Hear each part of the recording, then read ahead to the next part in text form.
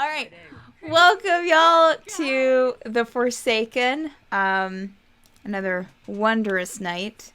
Uh, yeah, let's get right into it. I'll give a little summary of last week's episode. This is episode 31. It was episode 30 last week, so that's incredible. Hard to believe. But a little summary from last week. Fresh off of a very emotional visit to the field of sunflowers, our adventurers began to put together the symbol beneath a towering statue by the two rivers. However, their task was interrupted by three owlbears surrounding them, screeching in anger. Once the fight was behind them, that was long and sometimes interesting, they placed the last stone on the ground. At first, nothing happened, but then a friendly furbog appeared, introducing herself as an assistant to Aurelius. She handed them each a pearl and instructed them that in order to travel to the demi-plane Dimglimt, where Aurelius reside, they would need to put a memory into the stone for safekeeping until their return. And after what was for some a very rough jump to the demi-plane, they entered a lone cafe where a dark-skinned ASMR greeted them, offering information and a chance to have their questions answered. Aurelius showed them something that many in Astralanar will never see: a collection of bell jar representations of various planes and demi-planes in existence. But some of these planes are disappearing, and Aurelius looks to the group for help. But first, they must face a series of trials that will test whether they are dedicated to the cause or not. Tonight on The Forsaken. All right. I'm gonna fail these tests. So we ended last week. We ended last week after Aurelius showed everyone the three bell jars, and one plane was completely gone. Another was in the process of disappearing, and the third bell jar had a full plane and a full demi-plane. He explained a few things to you and ushered you off to your rooms. Geneva, the furbog, assisted and guided you towards the hallway where your rooms were. I think everyone went inside and pretty much settled in for the night. So sometime it feels like once everyone put their head on the pillow and tried to go to sleep, it felt like that you were ushered pretty quickly into a dreamlike state, to where all of a sudden you found yourself almost instantaneously in this room, and you see each other in that same room. Everyone is there, or at least everyone in your group.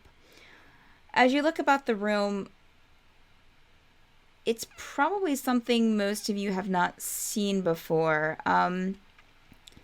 It has a lot of wooden shelves, wooden desks, and then there's this huge instrument that is, let's see here. Yeah, so it's a huge instrument that is probably maybe about 10 feet wide or 10 feet in length, about 7 or 8 feet tall at its tallest. It's kind of a table, and it has a metal piece kind of going over it, and it almost seems like it has a press on it. Why don't everyone make an intelligence check for me? It's a tuba.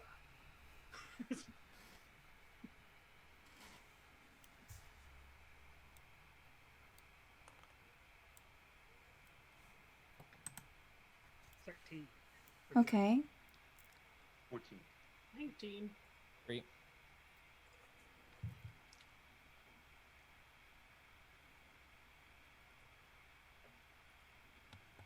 15.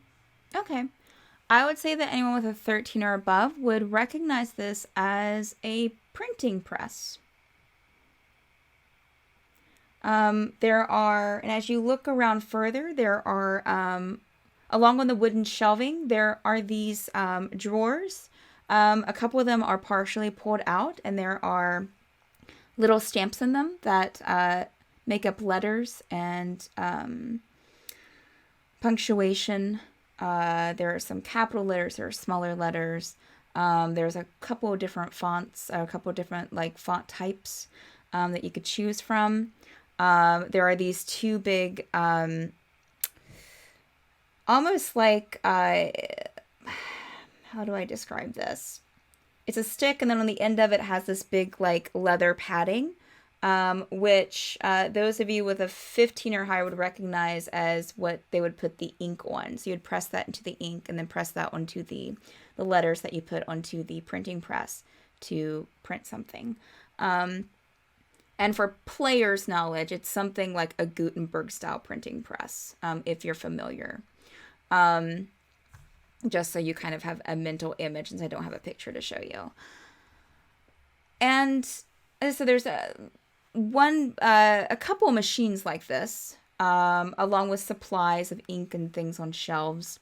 As you're standing there looking around, a dragonborn woman, very tall, with this kind of light blue flowing dress, this very intricate gold belt, walks into the room. Very upright and very stately. Oh, I see you've made it. See you're all here. Well, who would like to start the first trial? Who would like to go first? Do we have any volunteers? Zephyrs the name. Oh. You would like to go first, Zephyr? Zephyr, roll a wisdom check for me. Just straight wisdom. Just straight wisdom. Be wise. 16. Did I? Oh yeah, I did. I was like, did I get that? Okay. You would recognize this Dragonborn as a helper of Aurelius that you had seen occasionally, but not a lot. Name is Neurixius. She has very red skin, these light grayish blue spikes that kind of, oh, thank you, Danny. I don't know why it always goes to like really low. Okay. These kind of grayish blue spikes on top of her head. Okay, well, all right then. And she snaps her fingers, and immediately Zephyr is gone. Well, so you will have she addresses the rest of you. You will have a task and a way to communicate to those who are facing their trials, to persuade them to not stay where they are, but to continue on their adventure with the rest of you, if you so choose. And take it whatever, and you'll be using these printing presses as a means to do that. I know it's a little inconvenient, but, well, what can I say? Aurelius likes his fancies, and he has a thing for printing presses and their use. So, you'll be using these machines to send notes to your friends in the who are going through their trials, and you can view them by this. And she motions towards this kind of stone block. You have the two printing presses, the large printing presses, kind of at an angle, and the stone block is kind of not right in the middle of them, but kind of in center forward. And with a snap of her fingers, almost like a major image appears above this stone platform. And you see within it, which is kind of like, it's not a clear image, it's more like, think of like a hologram for the players. It's just kind of light, kind of like going up and kind of forming the figures that you see. and their surroundings just a little bit, but mostly just the person. And you see Zephyr in this holographic image, looking around very confusedly. Going to Zephyr. Zephyr. You instantaneously found yourself in this very familiar setting. Although it looks a bit more romanticized than you might remember, you would recognize it as Helgeth's home. You take a sniff, and you can smell what you would usually smell in her home, the smell of freshly baked bread, maybe some food cooking. There's a crackling fire in the fireplace. The atmosphere in the room, you're kind of in a sitting room, is very homey. Cushions on the chairs and on the couch. Books on a bookshelf. The windows, there are 3 windows that are a frosted glass, but they're dark. You don't see any sunlight coming in, so you would assume that it's nighttime. And you hear Helgath humming in the kitchen, which is just adjoining this room. Something smells. Oh! Zephyr! You're here. You can come and help me, please. Yeah, Zephyr will head into the kitchen. Okay. Kitchen is just like you remember it. There are different cooking utensils all over the tables. Bowls and bags of flour. One of the countertops is completely covered in like flour and spices from an overflow from mixing. Oh, here, you can stir this, and she hands you a bowl and a spoon.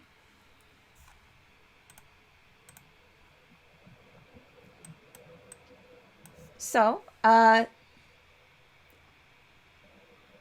has your day been? As she's like stirring something as well and adding in some ingredients. Oh, I didn't see you there. Oh, cheeky little thing.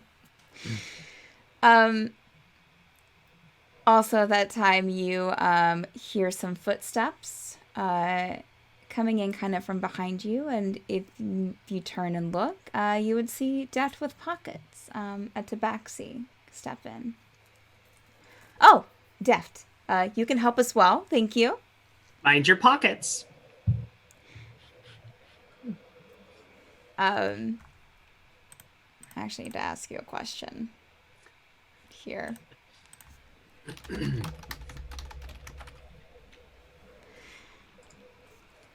She gets out some more ingredients.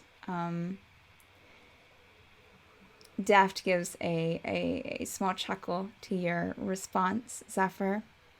I got you. And starts mixing a few things together too. Almost in how dreams work, in another instant, you go from stirring things in the kitchen to sitting in the sitting room by the fire. And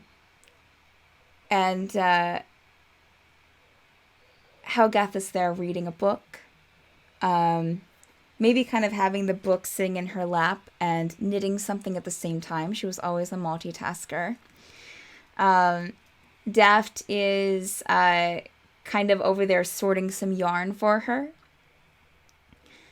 Still a very warm atmosphere. You still smell maybe the smell of cinnamon and sweetness, maybe like cinnamon rolls baking somewhere in the kitchen. A very quiet, just a very quiet moment that seems familiar to you. Make a perception check for me, Zephyr.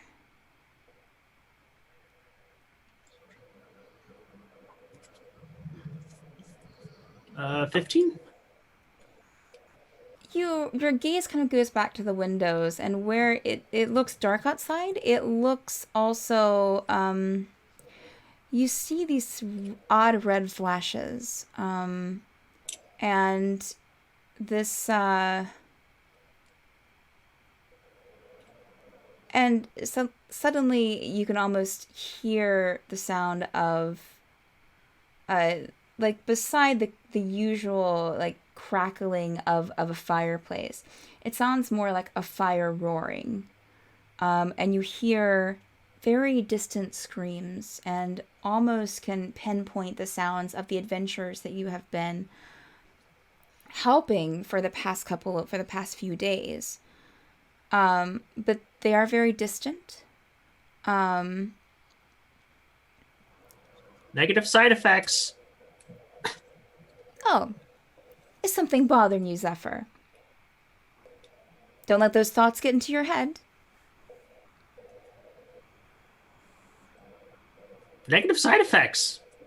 Where's the bets? Deft looks to you. There's nothing to be alarmed about, Zephyr. We're just here relaxing. At that time you hear a knock on the door. Get up and answer it. Okay.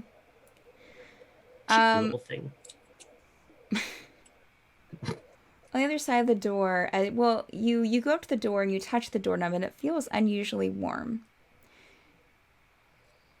You open the door and So this works.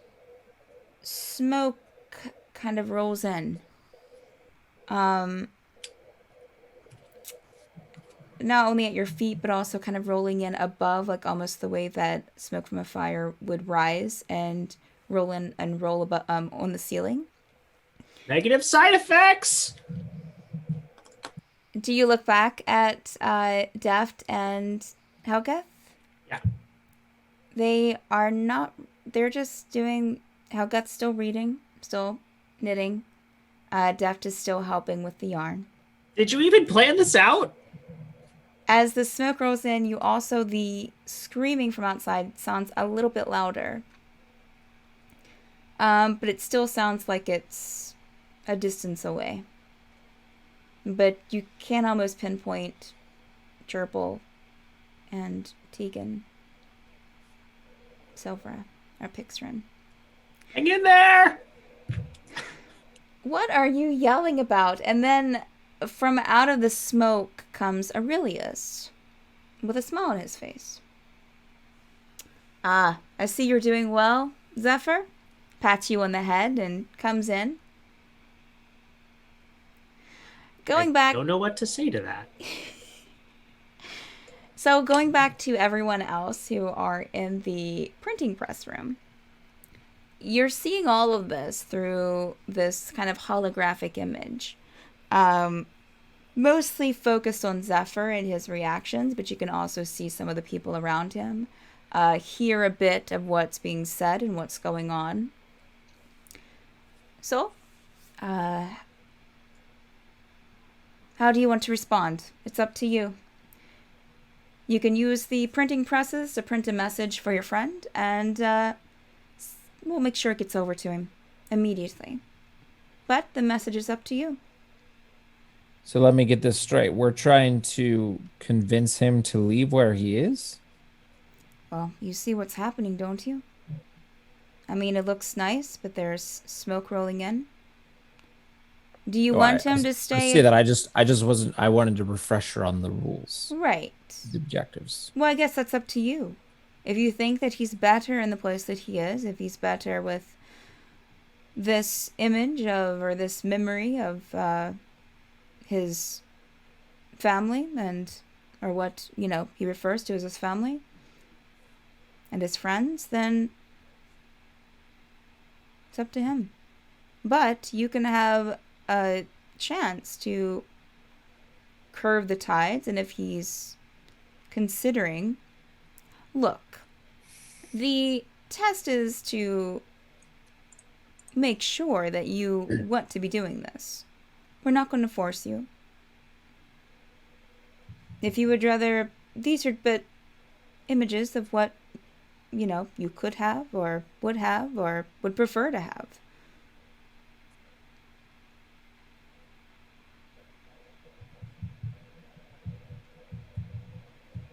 But he remembers that he agreed to these trials, right? So does he know he's in a trial now, or is this just, is he in like a trance that we're trying to get him out of? That's for you to find out when you go through your own.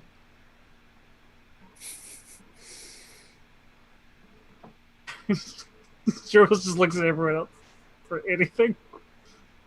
There's some paper over there and some, letters, and you can put them together. Oh, yeah, this will make it easier. And she'll snap her fingers, and all of you suddenly get this almost like a pang in your head of, Brain blast. suddenly you know how to use this machine. You know how to use a printing press. Maybe even if you've never seen one before. So, there you go. Do what you want. You can try to convince him or not.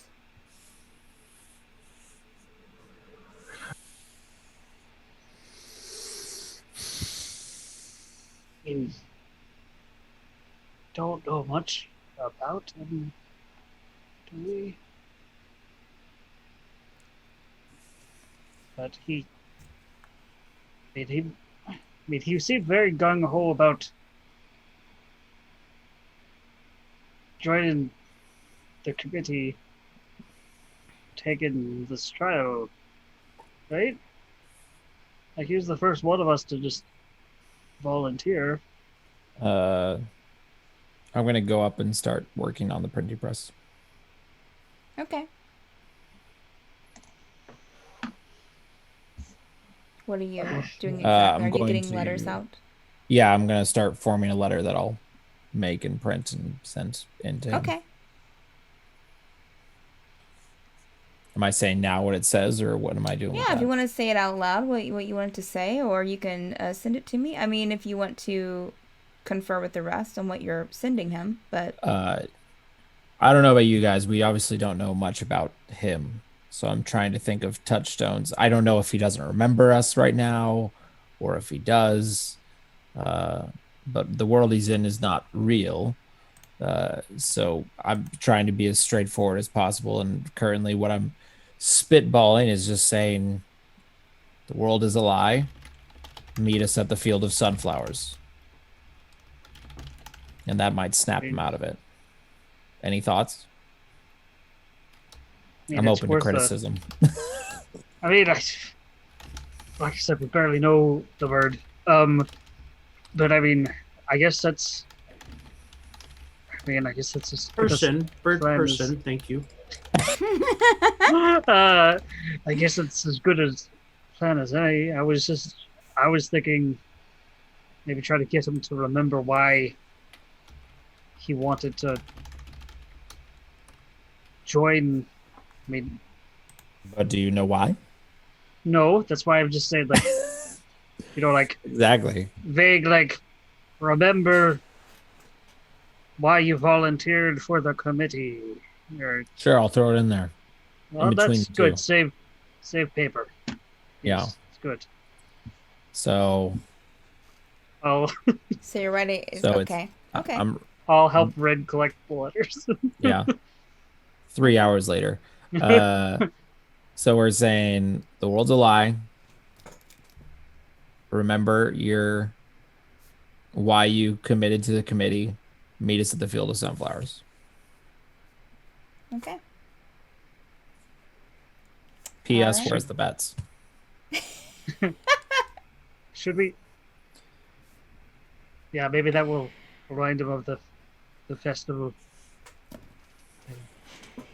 I don't know.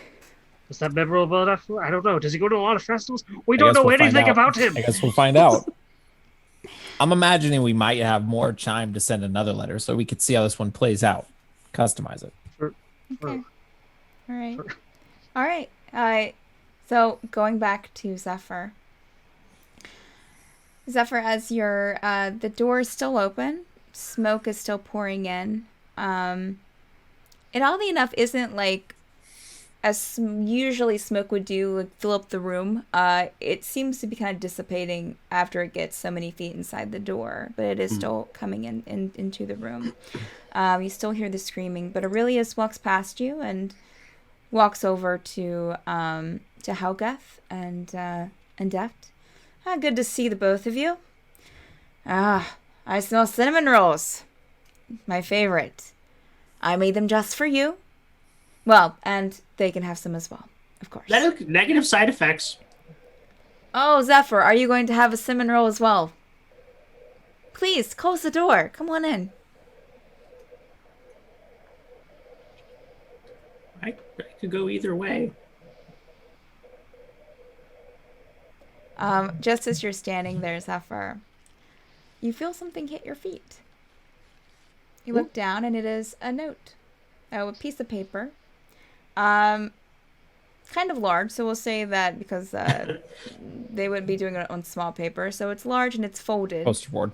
Right, yeah. We're talking like something like Yellow- this big, like folded up. Yellow poster board with orange. It's Yeah. a really long scroll, and I can only read one letter at a time. So you open up this, it's folded up about in about 4 folds. You open it up.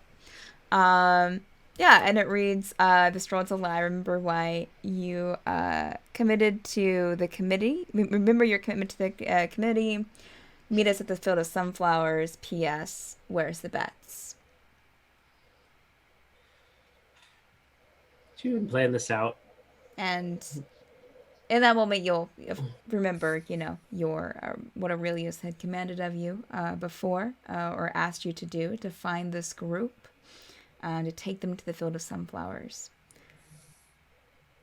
I will turn back to the folks in the room. Zephyr, are you coming? Good night. I will see you in the morning. I'll walk out the door. Zephyr. Okay. All of a sudden, Zephyr is back with the rest of you. Oh. Hey, Rude. I guess I'll turn to. I guess it worked. I mean, go Where's the team. bets? Wonderfully Exactly. Team. done. Wonderfully done on your first time. Quite impressive. Welcome back, Zephyr. All right. Any volunteer for a second? Sure. All right. And Ren is suddenly gone. Just as soon as disappear. Wait, I don't know anything about you. Oh. Oh no. Oh no. I'm sure you're about to find out. Despite the contrary, it's like I don't think Gerbil and Red have actually had a conversation Oh man. other than that's- about stuff going on. That's rough. That's unfortunate because I think the only person I've had somewhat of a backstory conversation with in this whole game is Kazeel Yeah. Yep. Or That's right. Gimbal, your cousin. Yeah. or Gimbal. The Yeah. 2 people who aren't here. Yeah. All right, Ren. You suddenly find yourself in a very, very familiar place as well. It's at your parents' home. Oh, okay. Your father comes through one of the doors in the home into the room and looks at you with a look that you've probably never seen from him before, according to your backstory. He looks proud. And he comes over to you and puts his arms around you. Not, it's a little stiff, but, and he pulls out of it and keeps both of his hands on either of your shoulders, and so proud of you.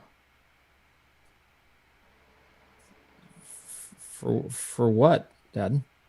You came back. You proved to us that you were a ranger, that all of these things that I can't believe that I would have forced you to become a mere baker. when you've proven to us what you can do. Someone was stalking our village and threatening the family, and you hunted them down and took them to justice. We are forever grateful to you, Ren. And this little girl here, and Mags is beside you, and he bends down and just kind of scruffs her behind the ears. Just both of you did such a marvelous job, and stands back up.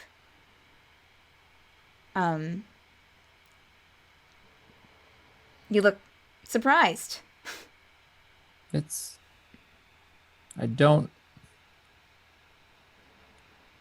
I'm glad I did that, but yet it seems like I don't recall doing that. Oh, that's a shame. I know that you were traveling to a demi-plane. Sometimes that messes with your memory. Maybe it'll come back. Maybe. Make a perception check for me, Ren, while you continue. 16. Is Finna around?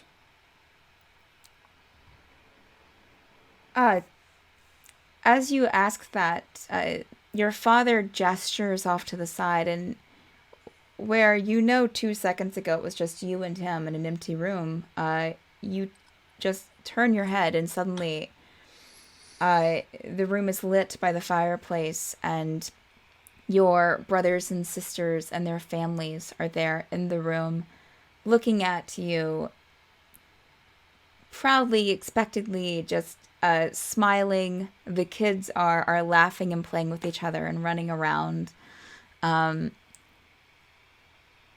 Finna walks up to you and just with this huge smile on her face and gives you a very warm, welcoming hug. I will hug her back very strongly. Oh. Thank you for the buttons and the letter. Of course. I'm glad you got them. I did, and I added them to my collection. No, and good. Of course, it's so good to see you. Yeah, it's been a long time. So good to have you home. It's good to be home. It's weird hearing Dad talk that way to me. Oh, ever since it's happened, it's all he's been able to talk about. And even before then, he talked about missing you, and while you were gone, it wasn't just the act that made him proud of you. I think, deep inside, there's a piece of him that's been proud of you this entire time. Just a little stuck in his ways. Maybe. Well, please. And she gestures kind of back like your father did, and suddenly there's a table full of food, and people are sitting down to eat and filling their plates. Please, sit down, eat something. I'll go over and look at the food and probably find one little thing to kind of just pick up and hold. It's a lot of the foods that you love, that you remember your family or your mother cooking or your sister cooking. I would also note that while you were looking around earlier, you would have noticed that Pip has a very nice place to sleep. It's this cute little squirrel house that's been kind of like mounted onto the corner of the room with leaves and twigs coming out of it. And Pip is restfully sleeping there, their tail kind of hanging off out of the opening. I'll just get some food and then probably sit down by my sister. Not really sure what to do or say to people. Everyone's kind of digging in. Parents are taking care of the children. Finna will turn to you. So, tell us of your adventures. We've been dying to hear them. You've been so busy, taking accolades from the community that we haven't had a chance to talk. Yeah, we did some great things. We went to a city that was floating at one point. It was quite a sight to see, and Sounds like it. we had another time when we went to we fought a giant crab, or I guess we didn't really fight it. We Gimbal blew himself into a glitter bomb pretty much and distracted the crab to help us all, which, I mean, let's be honest, that's just classic Gimbal. Oh, yes. How is Gimbal? He's good. He remind me, this is out of character. Remind me the girl's name? Donelia? Danelia. He found Danelia, and they actually ended up reconnecting and moving back kind of towards Baron together. And I'm assuming they got married or something of that sort. Oh my goodness. Did you hear that, everyone? Gimbal found Danelia. And everyone kind of, oh my gosh, wow.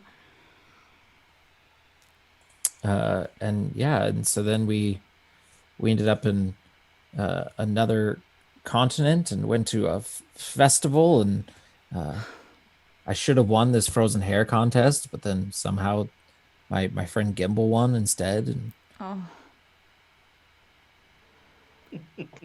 it's kind of a blur at this point. It seems like just happened, yet so long ago. Yeah. Well, adventures can be like that sometimes. I guess so. But now you're safe and you're here, and I can be happier that you're home. I'm glad to be home. As you say that, Ren, you do start to notice this kind of weird sound, sounding like people yelling. All of a sudden, you look to the windows in the room that were filling with sunlight, and it's suddenly becomes dark, and it's not even like it suddenly became night, but like that these dark clouds are suddenly pressed up against the glass. You see some like condensation forming, but it's a very dark gray that kind of the colors kind of weave in and out of each other. As I'm looking out the window, or towards the window, like I'm already a little like, most of me is believing what's happening, but knowing also my family, there's something in the back of my mind that's suspicious of the whole thing. And as I'm looking out the window, what is everybody doing in my, like, it's kind of that I'm going to look In there, your but peripheral. I want to see what's happening. Like, has anything changed in their behavior or actions? No, they're still eating. Finna has turned back to her family and to your father and is talking about something else. You hear their conversations behind you about, upcoming festivals, harvests. It's the same conversations that you would remember growing up, but everyone sounds happy.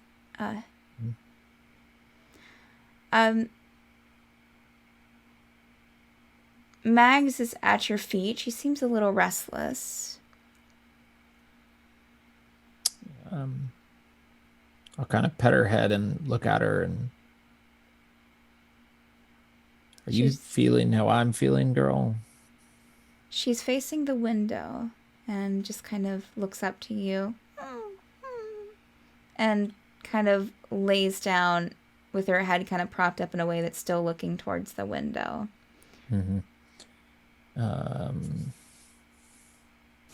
Is there a door that goes out of the house nearby? Yes, there's a front. I mean, you have the front door. The house is laid out like you remember. So yes, so there is a front door that you were standing in front of earlier when you were talking to your father. Yeah. I'll get up and start walking towards the door. Okay. Oh, Finn, where are you going? I mean, Finn, what? What? Ren? Yes. Classic parents, get it wrong every time. Ren, where are you going?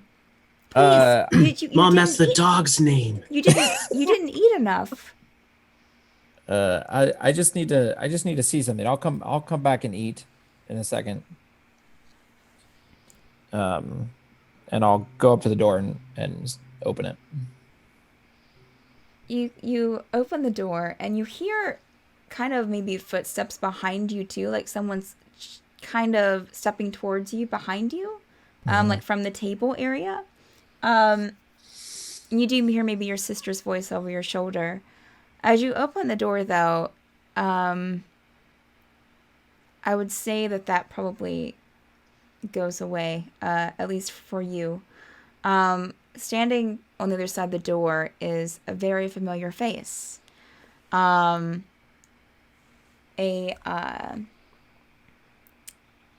person that you recognize, Magdalene. She looks similar. You remember her with this kind of long brown hair, pulled back into this kind of loose ponytail.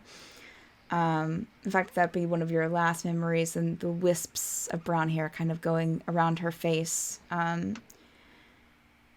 She always dressed in these kind of suspenders over a white shirt, with this like bow tied around her collar. But standing before you, she looks like the same Magdalene, but maybe a little bit older. Just from like, not like, just a few, I'm not saying that she's like an old lady, but just a couple years. You can tell that she's lived a bit since the last time you've seen her. Her longer hair is cut short to the chin and is kind of layered around her head. And she's wearing kind of what you would probably describe as adventurers type clothing, looking a little bit more rough than what you remember from before. She stands there with a piece of paper in both of her hands. And that's, we need to go over to the other group. I got so caught up. I didn't even think about it. Wibbly wobbly. So We're invisible, guys. the rest of you in the printing press room are seeing the this holographic image of Ren's experience, mostly again focused on Ren and his expressions, but you can see other things happening around him. You saw his father hugging him, and you could hear kind of this distant, not distant, but kind of like almost behind a door conversation of like his father telling him how proud he was, and the conversation with his sister. So you guys basically heard and saw everything through like a dark glass almost. So your friend Ren is at this time, and I would say that the last thing that everyone saw would probably be him opening the door and seeing Magdalene. Now's your chance to convince and for him to choose the adventure over this. I'll take an acknowledge Zephyr. It's not what you think. Do you ever feel the need to conquer lands? I think that's a good start. That's one way to put it. Sure. Are you gonna like? You're not gonna write that exact thing, right? I mean, Why not? I guess. Well, What would I have here? I think the remember conquer lands maybe in this. I was thinking of another PS, and I'll start jotting things down. And I was thinking more of well, that must be, he called her Magdalene. That's what he named Mags after. That's who he named Mags after. I guess this is also a dream world, but is the real Mags with us? Was the real Mags with us and then went with him? The real Mags would have disappeared with Ren. Okay. So okay. I mean, obviously, I'm realizing, I was going. But I was thinking maybe 0 hit points. Like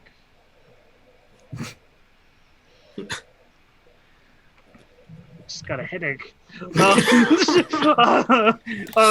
It's a nosebleed. Uh, I don't know. I was thinking of something. You saw the way he reacted when his father heaped on that praise on him. Maybe, I know it's not the. Maybe saying something like, I have no doubt one day you'll earn his respect, but there's still more work to be done, and today is not that day, or something along those lines. Or is that too complicated? I don't know. He came up with the last letter. I could go either way. Well, let's just do what we did last time and put all our ideas on one thing. Well, That's hold on. great. Pixon, you have any thoughts? Anything to add to the novel? I mean, we could really jolt and be like, your father really doesn't like you, but Rude. That seems a bit harsh.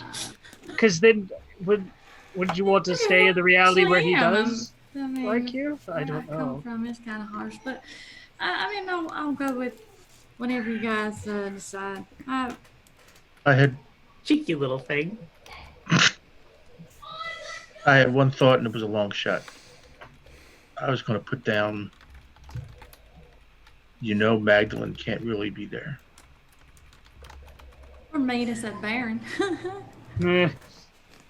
But I mean, this is. It sounds he like has those from memories, so this isn't like a memory. What it seemed like with Zephyr. This seems like it's like he did adventure with us, and now he's done. Like the future? Yes, that's what I think we're seeing a possible. We just need to remind him there's still work to be done. Something smells. Also, I was going to put in the PS. P.S. Zephyr won the hair contest. Maybe Zephyr will. I mean, technically I won, but okay. Oh no! Wait, did you win? Zephyr didn't participate. I thought Zephyr won. In the frozen hair. No, the frozen okay. hair. No. All right, then we'll put it in. Because he didn't want to get wet. Oh, okay. Negative side effects. See, yeah. So we'll put P.S. Gerbil won then. All right, let's put all that down quickly. All right, so there's still more work to be done. Mm-hmm. Yeah. Yes. And then P.S. Zephyr won the hair contest. Is that it? I feel like we had like 3 other things. Okay. It's not what you think. It's not what you think. Do you ever feel the need to conquer lands? Maybe put that as the PS. We'll put that as the PS. Okay. Do you ever? Okay. Okay. I don't know. He seems to be awfully attached to this person named Magdalene, and I think it's linked to a tragedy. Are you gonna eat that? All right. Okay. Cool. All right. So you guys put the letter together. And we'll go back to Ren. Ren, you are again looking at who you would recognize as Magdalene with a piece of paper in both of her hands that she holds out to you. Her eyes are pleading, but sincere. Is it really you?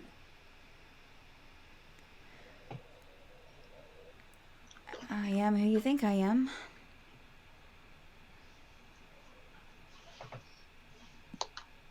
Where did you come from? And she kind of holds the paper out. I'm gonna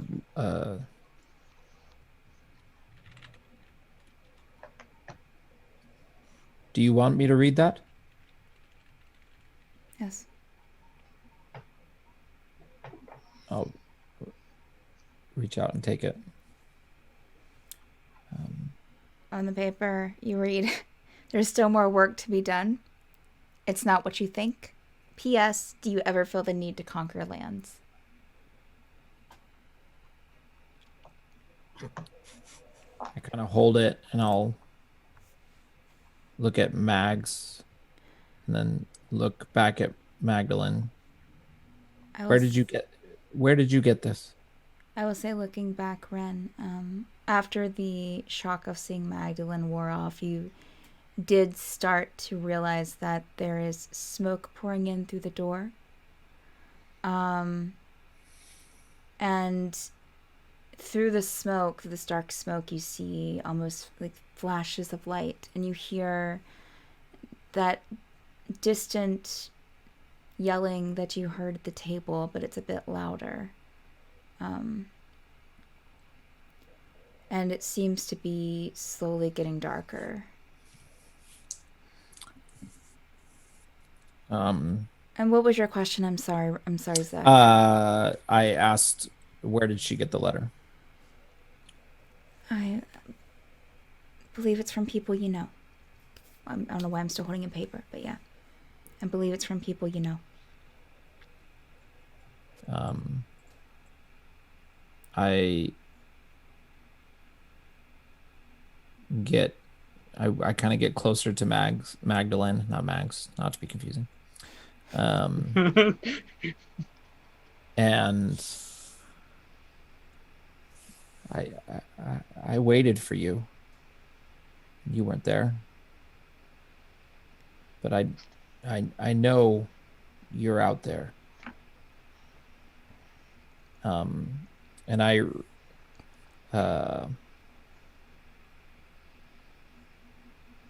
reach out to take one of her hands. And can I touch her or feel her, or is she just smoke and wisps? As you took a step closer, Ren, she kind of took a step back to match the distance in between you. But I would assume that you're pretty focused on her face, so you would notice that she looks hesitant and looks not hesitant, but looks almost like the act of stepping away from you is hurting her. As you say what you said and you reach out for her, I'll say that you probably kind of tried to close even the gap even further. Mm-hmm. And you reached out for her hand, and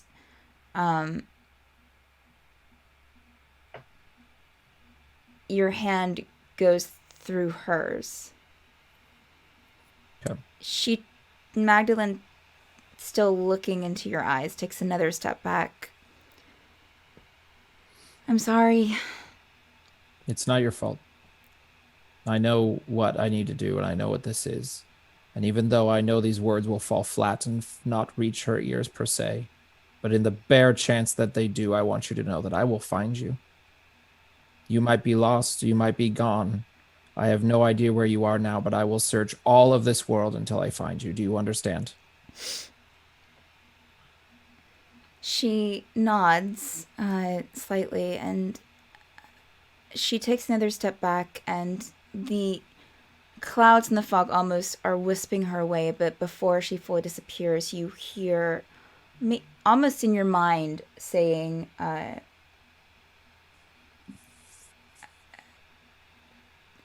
repeating dim glimpse. Dim glimpse.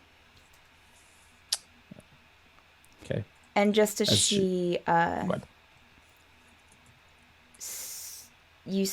hearing that in your mind, Mags walks out kind of like scampers out the door a bit and looks back at you as Mags is standing in the fog. And I'll as she was nodding and backing out, and I heard the words, I was already kind of all right, walking off with Mags. Okay. As soon as you step out the door, Ren is back with the rest of the group.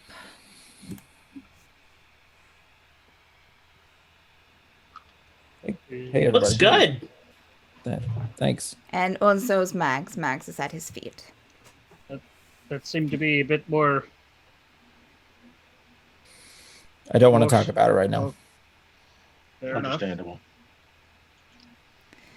Well, I'm glad to see you made it. All right, Where's the bats? who's next?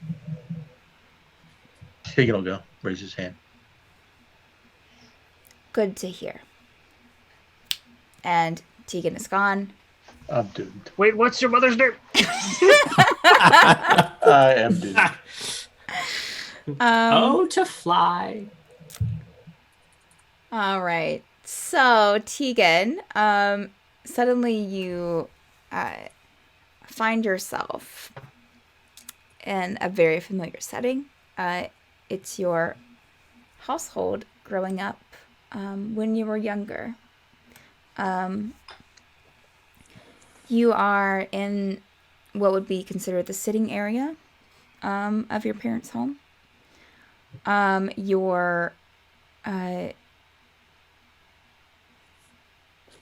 You kind of feel yourself a bit younger, quite a bit younger than you are now, or that you know of yourself to be now, or that, regularly.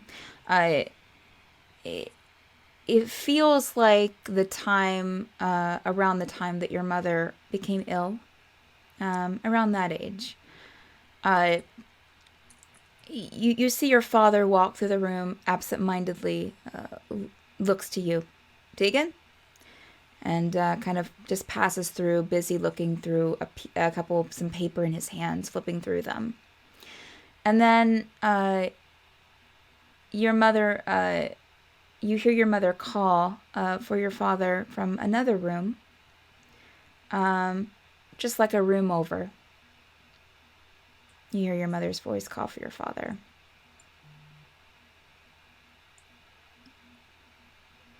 I go to where I heard my mother's voice. Okay. You turn the corner into the kitchen area, and your mother is sitting at a table. Small table. The house, as you're walking through, make a perception check for me, Tegan, to make it with advantage. Perception. Hold on, let me get to that spot.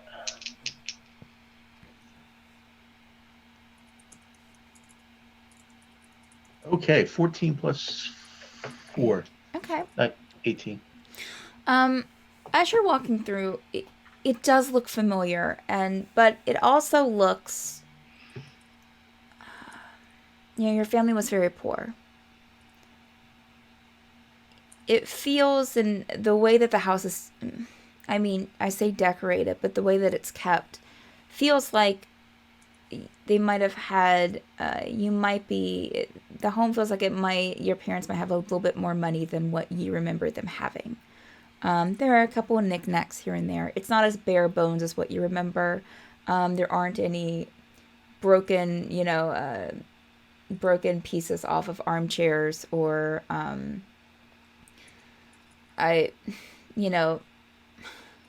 just the things that you remember seeing in your home growing up, or the things that you don't remember seeing because you didn't have a lot of money. It seems a little bit more a little bit better taken care of. And as you go around the corner into the next room, into the kitchen area, you see your mother sitting at the table. She looks up to you. Tegan, please come here. Yes. And she smiles. And how has your day been? Strange. I feel, I don't know, I'm not sure of myself. Your father kind of comes into the room, still looking through a couple papers in his hand, and still busy with work, I see. Busy as always. Do I need to go and get some more medicine today? Oh, no, we're fine, I have enough. Okay, and he'll exit the room. It's a pleasure to see you. She's telling you, Tegan. Considering the situation, it would be an everyday thing to see his mother, but for some strange reason, he just It's so good to see you too. And you do see kind of an open wooden box on the table that's filled with syringes with medicine inside them. You would remember that, they didn't really have enough money for medicine growing up. So this is a strange sight. Oh, probably said that. How did we get all this? She'll just kind of, with a smile, not like, just kind of close the box and put a little lock, a little like clasp on it, pull it up. Oh, we bought it? You went with your father yesterday to pick some of it up. Don't you remember? No, I'm having trouble. Is it helping you? I feel fine. I haven't felt better in my life. It's really working. And she'll kind of caress the side of your cheek as a mother would. Tegan, you look troubled.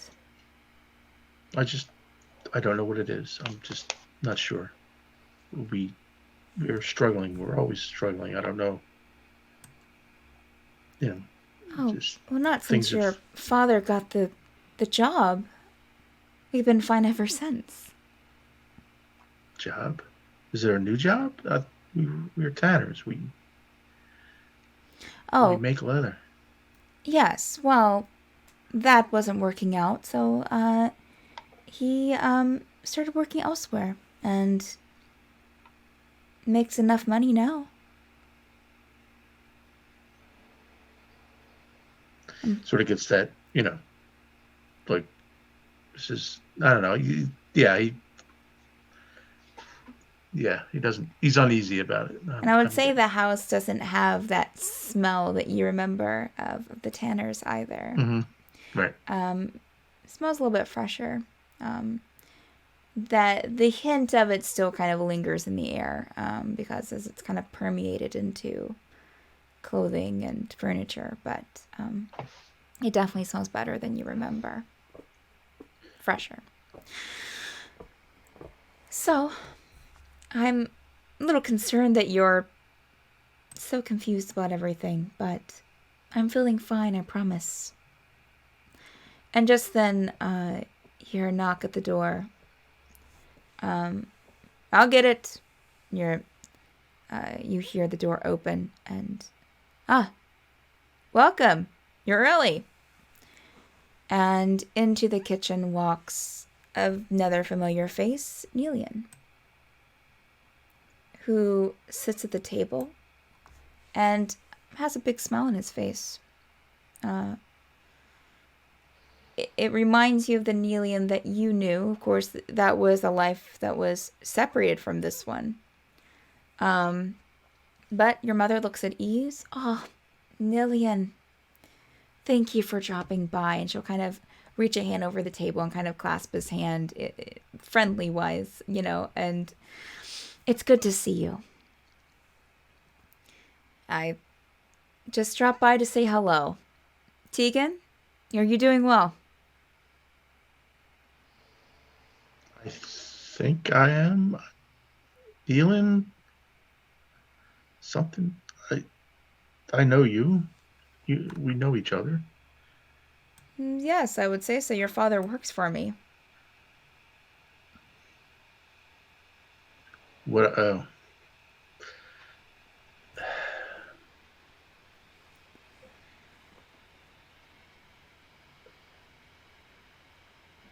My father works for you?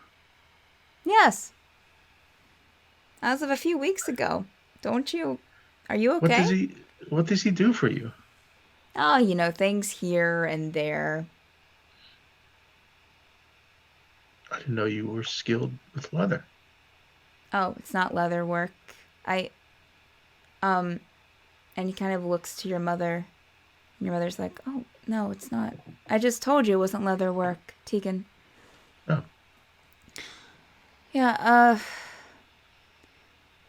I tell you, he's talking to your mother now, and your father kind of steps into the kitchen, still busy with paperwork. I went down south today. The battle is still going on. Strange occurrence. Some say that it's a bugbear that's causing all the trouble. What town is south? What town? Around the kingdom down there, Jock Up, a few other places. Those smart stay away from that area, but had to go down to Bornheim for some business, and well, it was the talk of the town. Talk of the town. Well, I hope it doesn't reach us. Certainly. King Anselm wasn't too worried, but...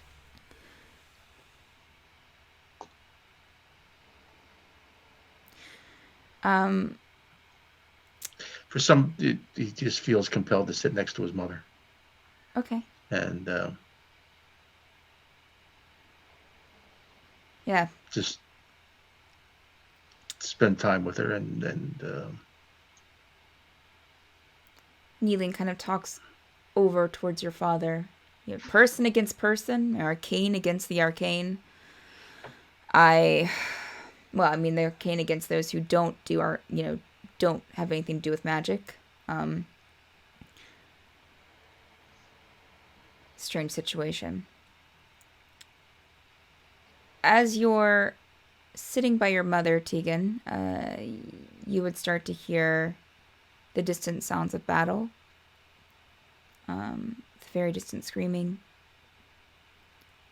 The light in the windows seems to kind of dim out. Your father moves around and with a huff kind of lights some candles.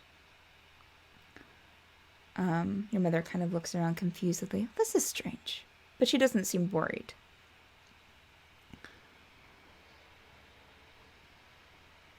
So, are you looking to go in the tanning business? Tegan, Neelan's asking you. I would think so. It's the family tradition. I mean... Good to hear. Good to hear. I'm good with my hands, and... Well, we've kept the shop open for you. It's waiting for you whenever you're ready. You have a nice, secure life here. We'll make sure of it. That would be nice. Nice, peaceful.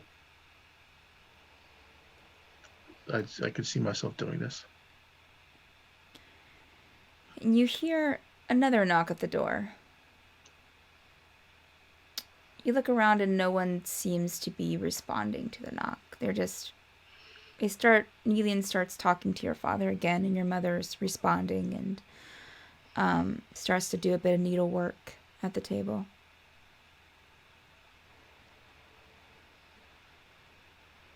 I think I'll go up and see who's at the door, seeing that nobody else is really paying attention to the Tegan, door. where are you going? There was a knock at the door. I was just wanting to see who it was. Oh, no knock. It's fine. And they kind of go back to what they were doing. Being inquisitive, Tegan will definitely, I think, still check it out. Okay. You go up to the door, and as you walk up to the door, we'll go over to the rest of our party in the printing press room. So you're seeing what has been playing out for Tegan in the image, the image in the middle of the room. Well, you know the drill. I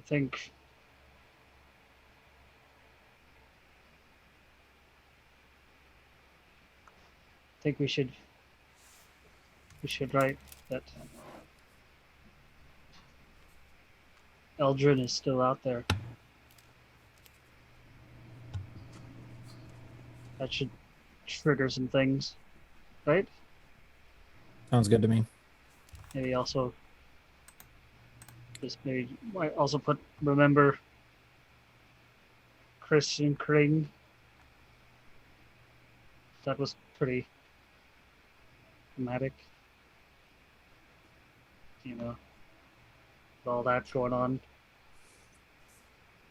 Sure.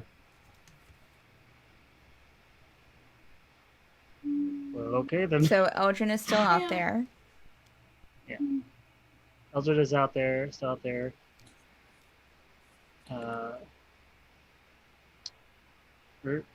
Should we get a little more picturesque about Kring? Didn't he cut off Kring's finger? That's pretty jarring. Which finger did you cut off the previous? Or was it Kring? I don't even remember. Which one was it? I think it was the young one. The young one was Kring.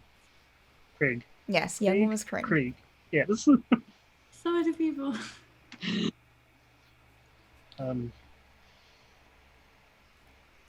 Ooh. Tell him, he did right by his mother. That's good. That's good. In this dream state we're in, are there walls or is it just kind of like wispy around us and there's a printing press? No, it's walls. It seems like you're in a room. Oh, okay. There's a table off to the side with some donuts, coffee, and tea that I forgot to mention. I'm Pastries. while Dream Gerbil, pastries. It's the most important thing you lead with. Steph. yeah. While Gerbil's Siri thinks I'm working talking on to her. Sorry. Because even Siri is like dream pastries. Wait, what? while Gerbil's working on that letter, I'm just gonna go sit against a wall. Okay. Yeah, there are chairs. There's the floor. It's everything I'll- that you touch in this I'll room sit on the has floor. substance. Yeah. Dribble also add we can't let the Thieves Guild have an artifact. That's what we called it, right? The time thing? We just called it The artifacts. Yeah. the artifact. And this is pretty impressive. We're actually putting it on a piece of paper. The paper whooshes off to the Okay. Well. Right. You print the paper. This whole time, the Dragonborn has been kind of taking the piece of paper and just kind of disappearing it in her hand. This time, she takes it to Zephyr. We need someone to deliver this to Tegan. Will you do it? Oh, you're muted. I can go either way. All right, then. You take the paper? Mm-hmm. Okay. She'll snap her fingers. Zephyr's gone. Zephyr, you find yourself standing outside a door. In a village. About a mildly, poor outside, looking household. Cobblestone. Knock, knock. Oh, I gave it the chainsaw sound. Bummer. Frank, are you there? Yeah, I just didn't want to. I don't know. I wasn't confident I could keep a poker face. Okay, that's fine. I just want to make sure. So, Tegan, you step up to the door and you open it and see a familiar face. You see Zephyr. I sort of look confused. Zephyr? Zephyr will open his mouth and in your voice say, "I'm ready for your test," and then hand you the piece of paper. Okay, I'll take the paper, and I'm really curious, to hear my own voice come out of Zephyr. And the piece of paper, I believe, if I forget anything, y'all just correct me. Aldrin is still out there. You did right by your mother. We can't have the Thieves Guild getting the artifact. Oh, and then which finger did you cut off a Kring? P.S. Which finger did you cut off a Kring? These keep getting wilder and wilder with each one. Hey, that's our party dynamic. More discombobulated with each letter. He's confused a little about what Eldrin. As you open the door, the smoke kind of billows past you, Zephyr. You see it kind of roll in from both sides, and you hear the distant yelling, screaming becomes a little bit louder. Make a wisdom check for me, Tegan. Okay. Wisdom. Or how check. about make a wisdom saving throw for me? Okay, wisdom save. +2 either way.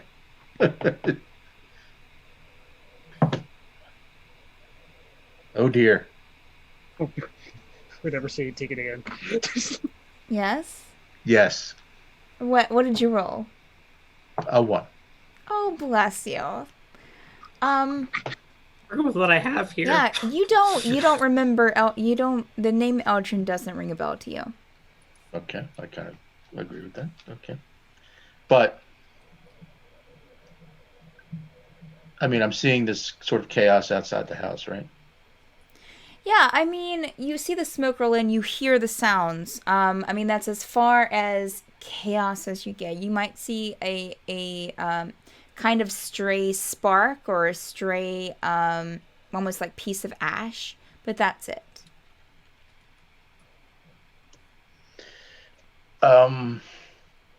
Negative side effects.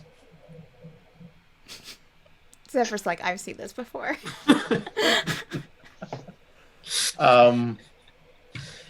Kring. Finger. Why would I? Make another wisdom saving throw for me, Tegan. 1 for each finger. 1 for each finger. Much Yes. better. 16 + 2. You do remember Kring. Suddenly, as you're standing there and you think Kring, it's all coming back to you now. There's a phrase that goes- coming back. with a flash of light in the distance. Yeah, that would be kind of like for me, for him, traumatic because You feel a little breeze kind of blow your hair, Tegan. Yeah.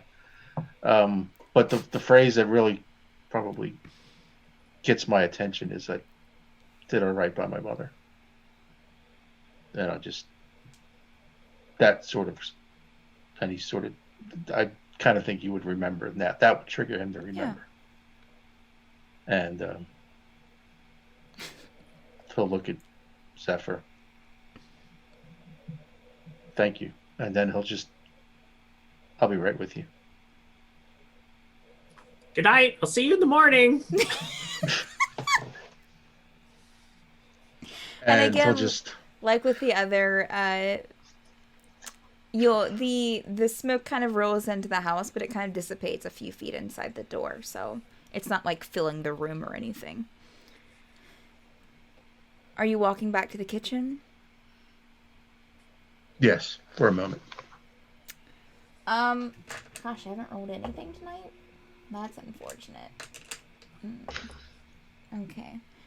You walk back into the kitchen, and it is just your mother sitting at the table. Tegan, you're back.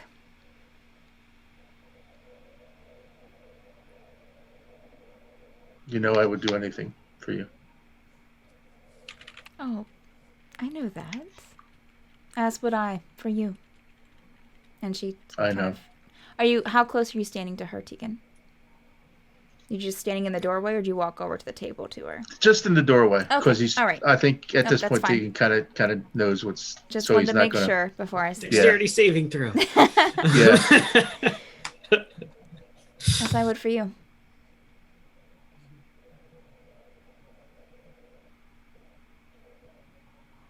I thought I'd never see you again.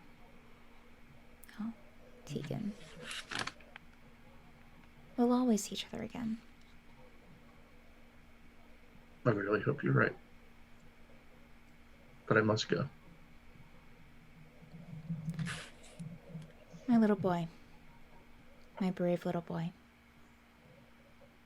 Have a wonderful try. adventure. I'll try. I love you. Love you too. I'll turn and walk out the door. Right. As you start to walk out, you just kind of get that last whiff of the tannery that was so familiar with, with your younger days. And as you close the door behind you, you hear your father, "Bye, Tegan." And you find yourself back. You and Zephyr are both back in the room with the rest.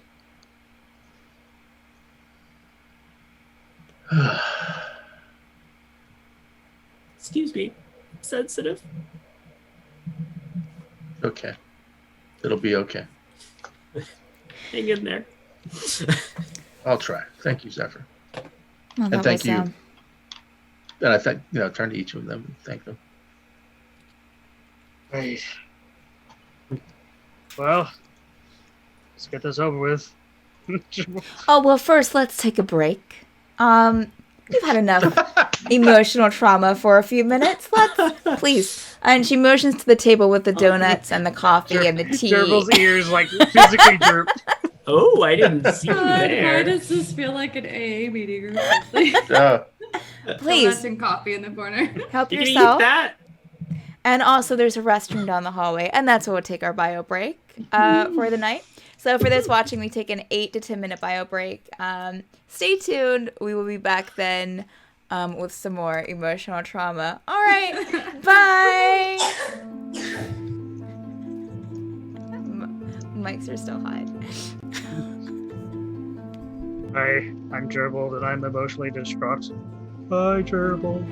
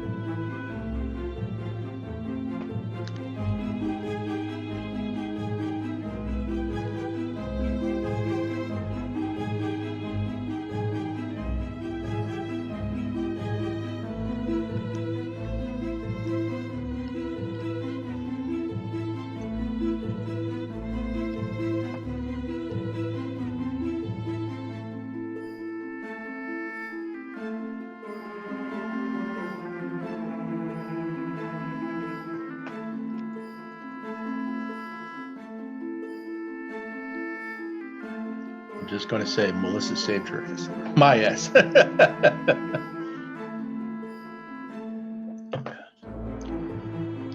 About the mother thing? Yeah.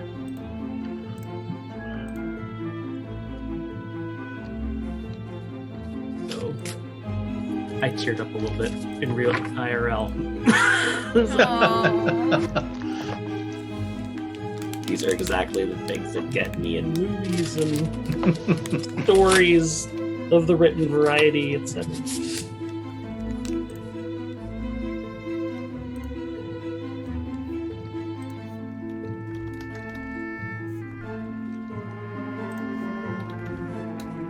In other words, shit's gonna go down, Turbo. Yep, your turn. That's what happens when when your character reaches their emotional arc, you know? Right. That's right. It's all downhill from there, so it's like... We decided that episode 31 was the right episode to try to get people emotionally invested in the characters.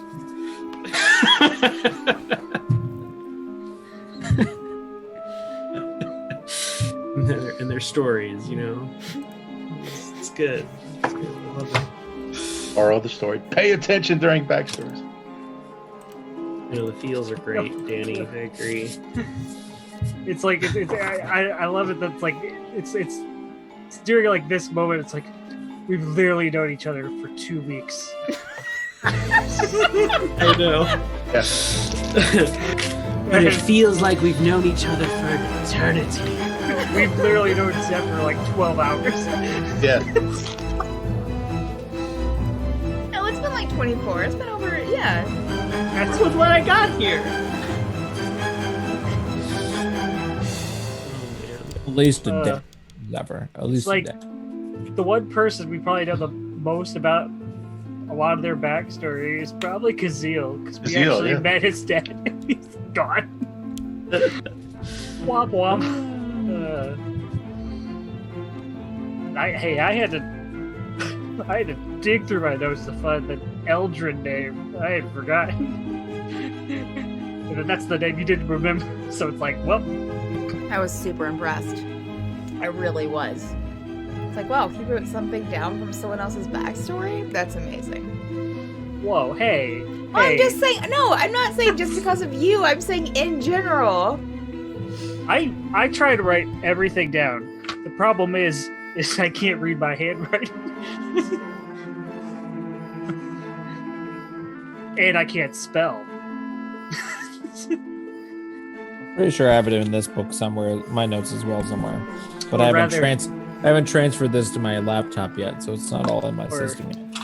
Or rather, I can't spell the names No one can. that It's comes fine. up with. It's fine. How do you It's spell Aurelius? A-U-R.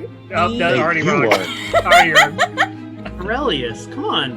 There's an Emperor Aurelius of the Roman Empire. You gotta. I see it that. makes That's where sense she's when going you say with it. the torchlight. But See, when you say that, it's like it makes sense, and yet I've written down O-R-E-L-I-U-S, Oh, did I just mess like that or, like rock R-E-L. ore, Like an mining ore. ore. Yeah. The beauty is you just spell it how you can pronounce it properly, and that's Yeah. all that matters. I mean, I'm That not going to just- give you a spelling test. Maybe. And Maybe. then, but then we get words like dimglimta. It's just like, did I spell Glumped, come on. dimglimt? Yeah. And of course, that's the one I spell right, and that doesn't help me at all.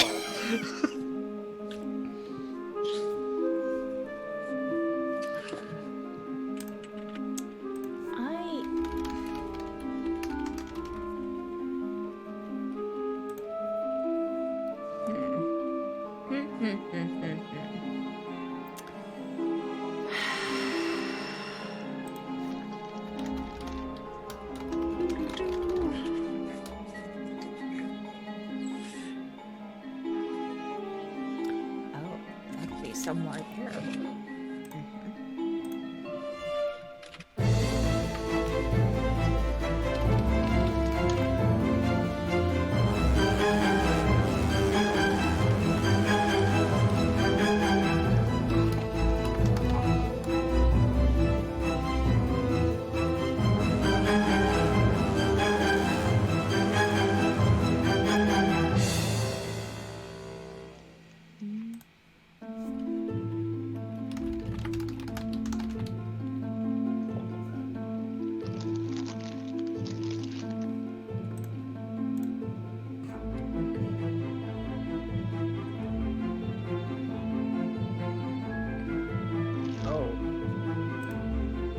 realized are we gonna do Joe Rodarius next week? Yes. Or- Well, no, I did a little bit of role play with Joe on Facebook Messenger. Okay. So I will have an idea of what he would be doing. So I will relay that, kind of like it's playing out to y'all, and then you can decide what you want to send the letter. And then I'm assuming, I didn't, of course, couldn't go past that because I didn't know what you put in the letter, but I'm assuming that he would choose the group. If not, then we can retcon that next week. The departure of Rodarius. Rodarius has this big emotional moment or whatever in his dream world, gets the letter that's supposed to convince him to come back to us. It's like, nah, you should stay. just stay there, man. It's fine. It's fine. You've had enough. You're fragile. Yeah. you're fragile. Alright, we'll give Melissa a little bit longer.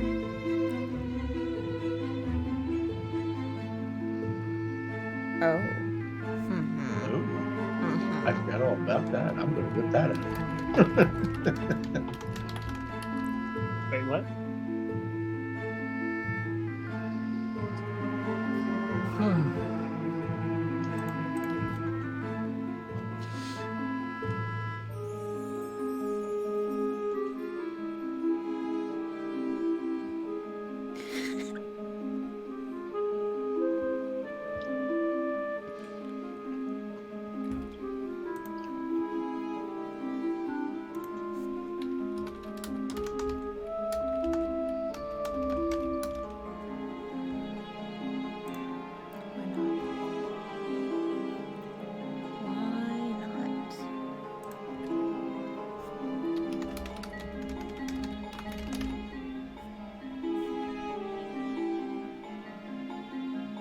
This is Steph's way of saying you guys don't ask each other enough questions about your backstories. I'm just going to give it all to you. I don't know.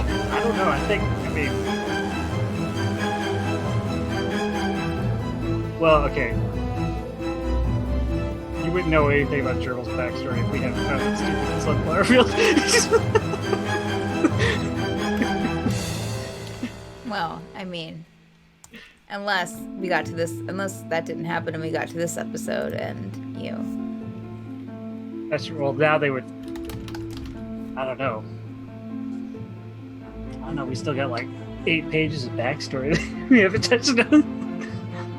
I was able to take a picture while driving and not die. I was going to totally take a picture because I was driving home from my sister-in-law's this week. Mm-hmm. And then like a... Field of sunflowers? Give or take. It wasn't massive. It Oh, was really big in our area. And I was like, I found it! My wife's like, what? I was like, don't worry about it. I found it. Let's go bury ahead. I said, a character in my game has his wife's head. And she's like, oh. Just stop right there, all right? Oh no. No, it's really tragic and beautiful. Just trust me. Trust me. It's far better than it sounds.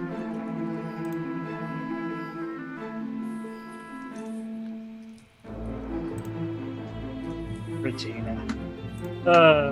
Poor Regina. That's going to be what snaps him out, so. Yeah, for Renarius, yeah, definitely. You know what's gonna like really suck? Is back if Regina is alive. We just gave up. Well, Well.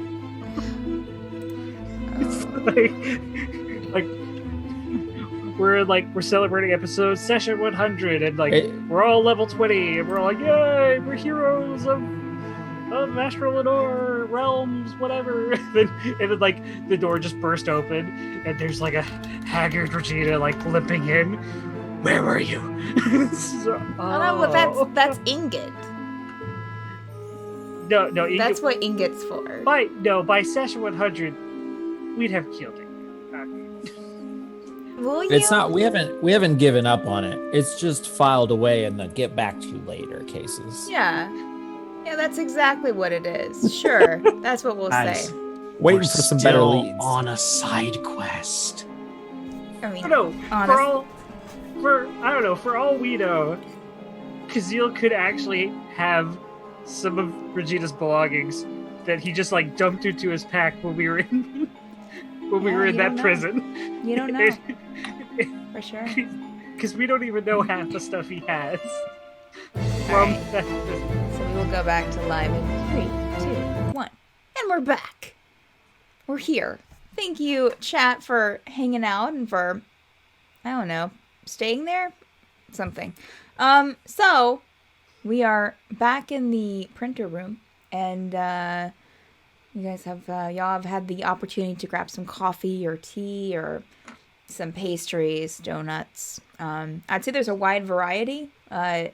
Sprinkles, jelly filled, cream filled. All in their own neat individual trays. On the table. There are like 2 tiers to the table. There are so many donuts there. All right. Well, if you're ready to continue. Sip my tea. Yes, let's get it over with. All right. You're going to be heading in first, correct? Gerbil? First, I thought we already did 3 of them. First after break. Oh, yes. Donut starts everything over. All right, let's go. And she'll That's how snap it and Gerbil, you find yourself in an unfamiliar setting. But it's very you're sitting in a sitting room. Fire is crackling. The furniture and your surroundings is very homey. Ceiling is not extremely high, but a little bit of height to them with some wooden beams. There are baskets sitting around with books, and one sitting. You're sitting in a nice, comfy chair, and across from you is another chair with a basket of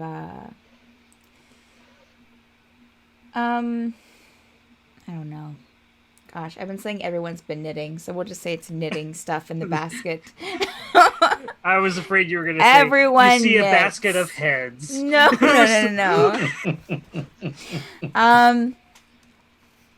Yeah, I would say you see a basket for knitting beside the chair. You also see an end table beside the chair across from you.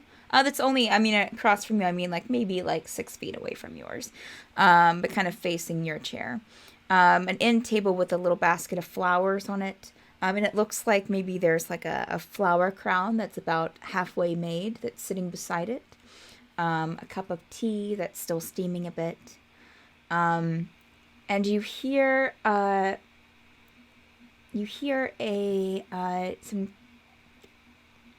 childish laughter. And running into the room and past you is a toddler bugbear.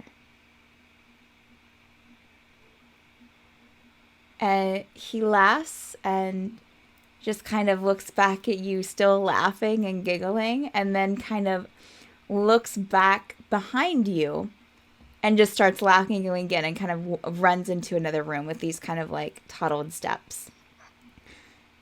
You look behind you, and a familiar face is standing in the doorway. Addie. She I stand up out of the chair, very. She's pregnant. And come back here. Don't run. He's going to get hurt.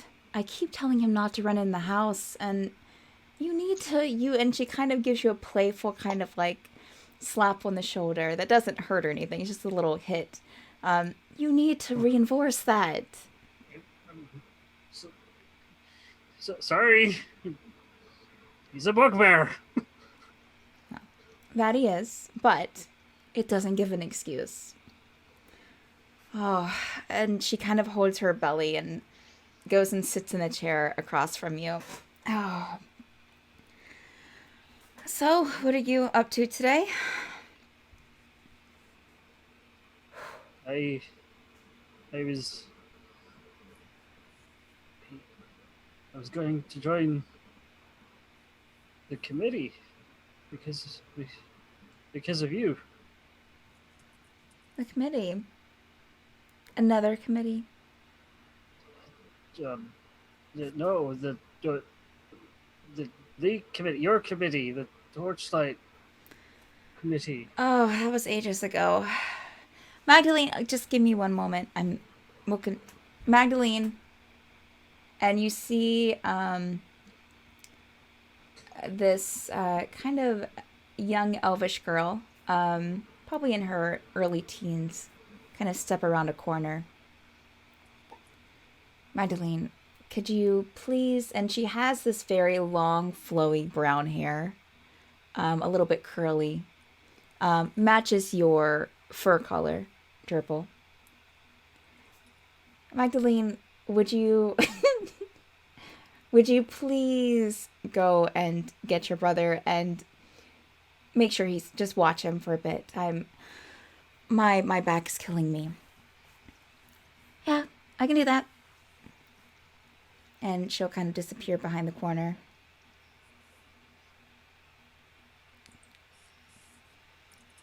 You look confused, Dribble. Are you okay? I'm just having trouble remembering some things. Dribble's gonna sit back down in the armchair again. Are we still in the Feywild? Oh, no. We're protected up here. I wouldn't stay in the Feywild. Right. There's some Of course. wild things there. But Yeah. up here, we're protected. We don't have to worry about anything. As she's... I'm sorry, go ahead, Dribble. Well, what about Corbin?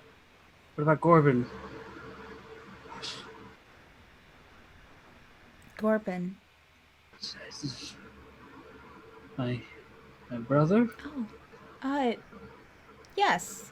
He's still out there, I suppose. We don't have to worry about him. He's way down there. Way down. What?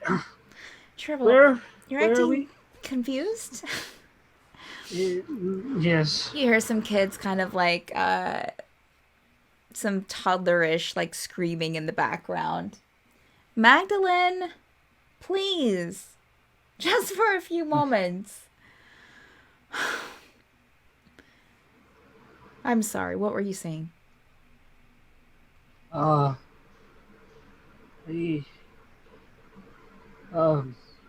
Where? You keep saying up here. Where are we again? I'm sorry. I'm just having a... Oh, Dribble. I'm the one that's supposed to be forgetting things, not you. Go look out the window. It's a lovely day. You should be able Get to up. Go to the window. She'll kind of like start working on the flower crown again. I just don't understand you sometimes. So you're walking over to one of the windows. There are about 4 in the room. Yeah, so I'll go to one of the Okay. windows. You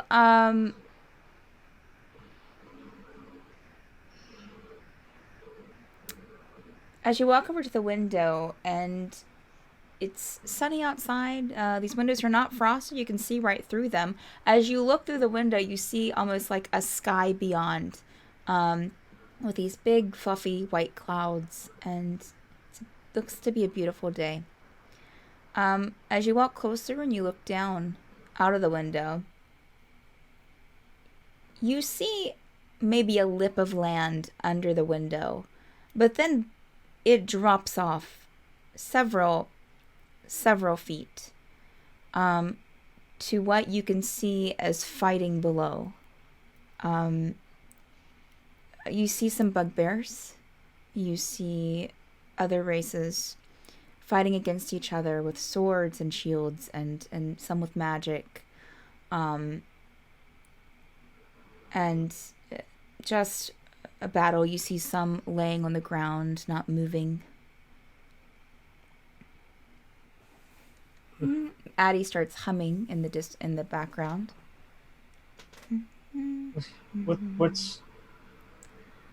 What's going on down there? Oh, it's your brother. It's the battle. And you, we're just okay with that. And we're up here. They can't touch us from up here, Jorbil. We worked really hard to get our land up here, and we're safe. The magic will protect us.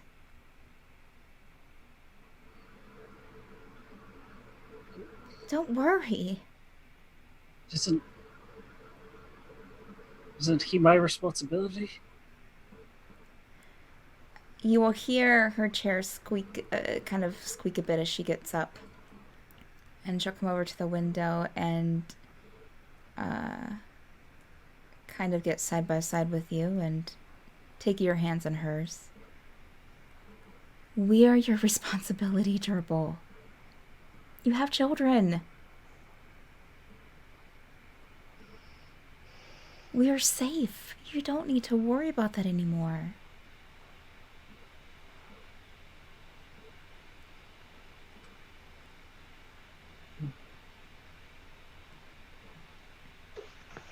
What? I mean,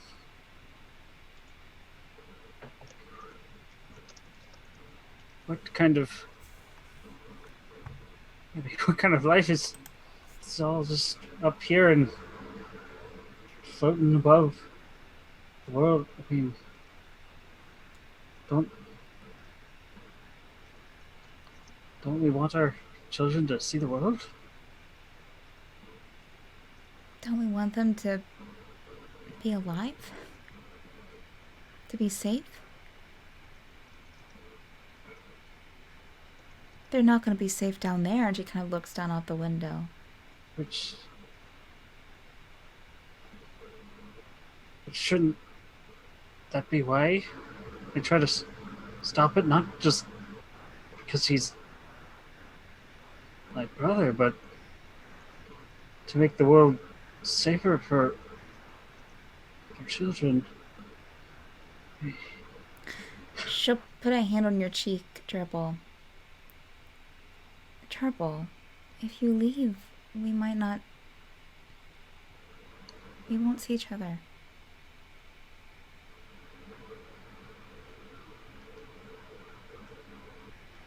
If you stay up here, we have every day together. I would give up all of that world for that.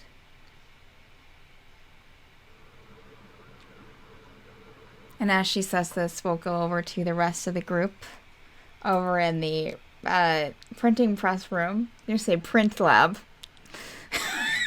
Over in the printing press room. Print shop. You guys are over in the press room. Jimmy. You're printing T-shirts and mugs. No. Oh, hold the press. Yeah, so Get your I'm a Bugbear T-shirt right here. You're all seeing this on the projected image. Dragonborn standing in the corner, eating puts another piece of donut in her mouth. You know what to do? Come and meet me at the Field of Sunflowers. Yeah, that's going to be important to him.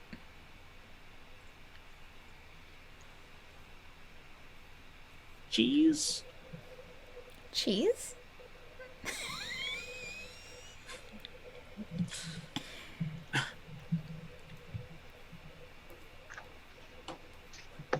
Something smells. Somebody needs to change a diaper.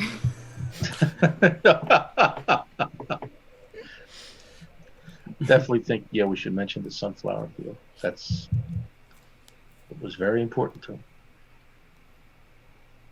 Maybe that he'll remember why.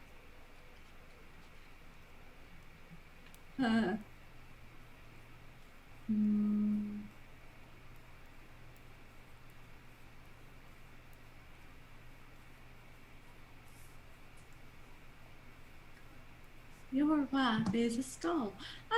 Silver does not know how to be gentle.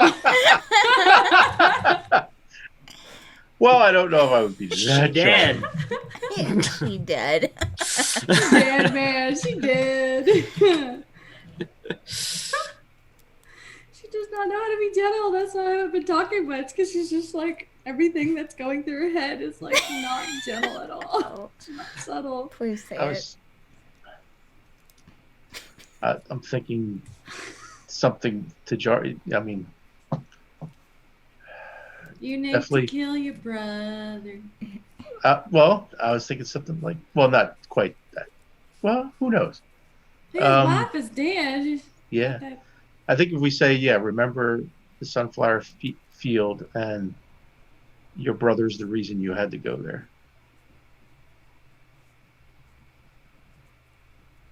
Out of character. You're on a city destroyed.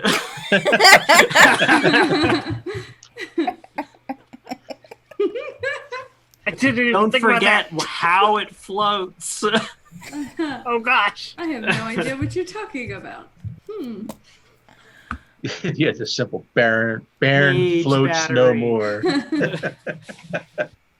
So we have remember the sunflower field. Your brother's the reason you had to go there. Your wife is dead. Your wife is dead. Okay. You go to Perth, I might be there.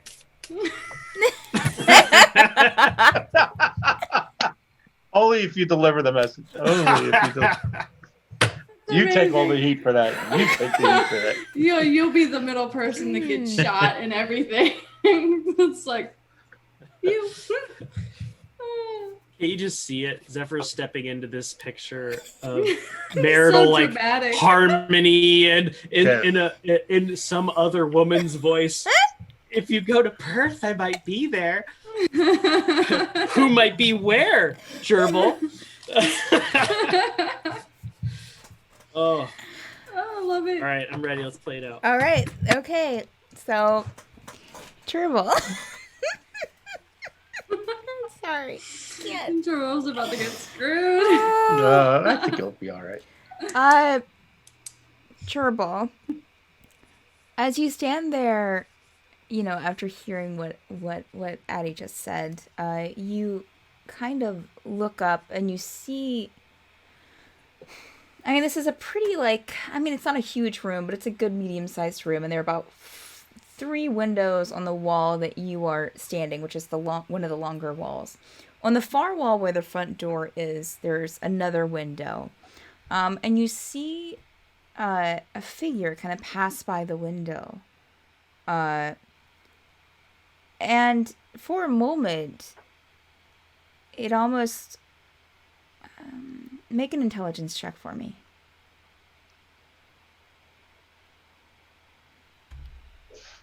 13. Okay. It has a resemblance of Addie.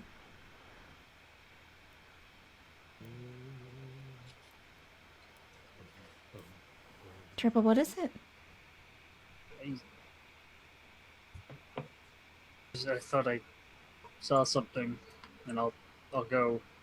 Oh, I'm sure it's just a bird, Gerbil. Don't worry about it.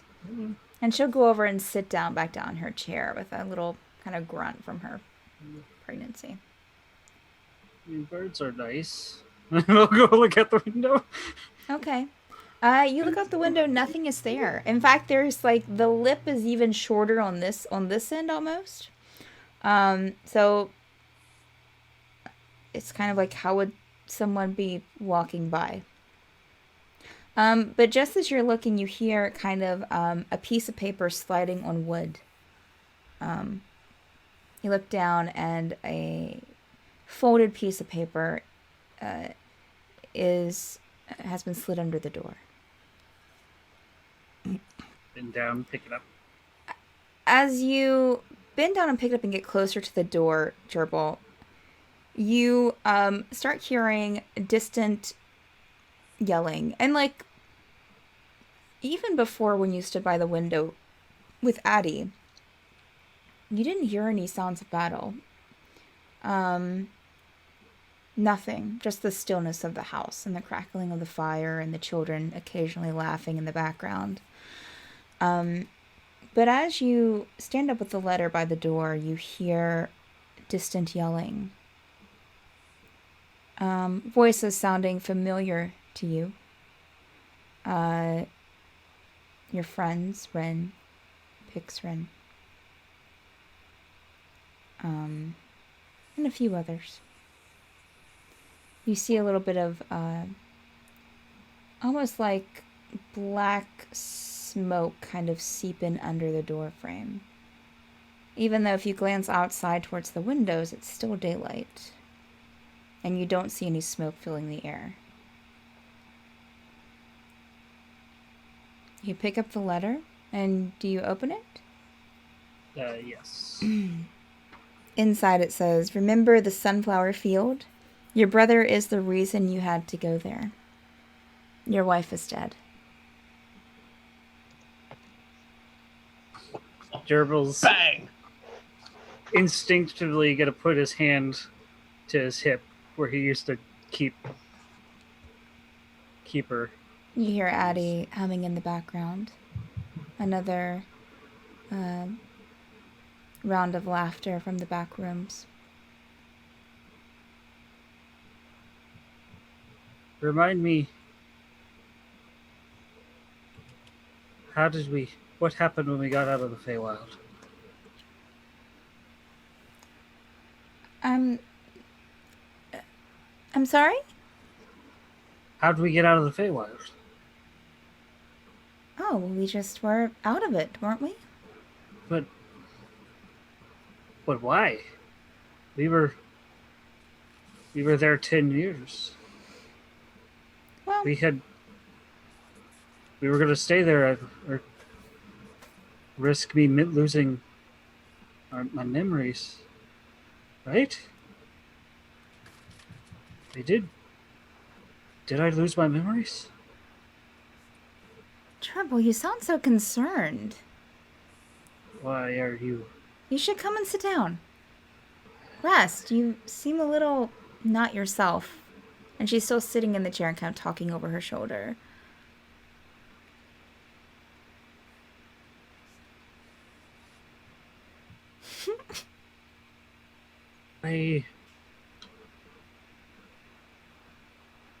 Why is Gorbin starting a war? Because he's Gorbin. You told me about him. He's not the most smart of bugbears. No, but the last time I knew him, he was my ambitious younger brother. Not an older brother who was warmongering. Well, things happen, Gerbil. People change when they grow up. You didn't think you would stay your innocent younger brother forever, did you? Fates align and people become who they're supposed to be.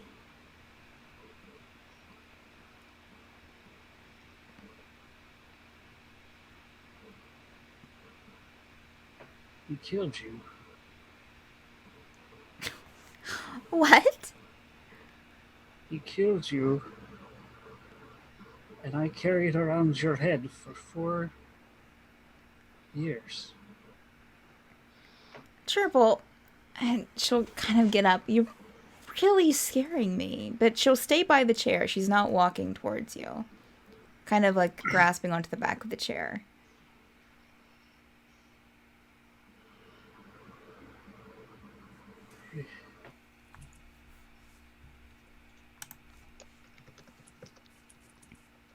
What?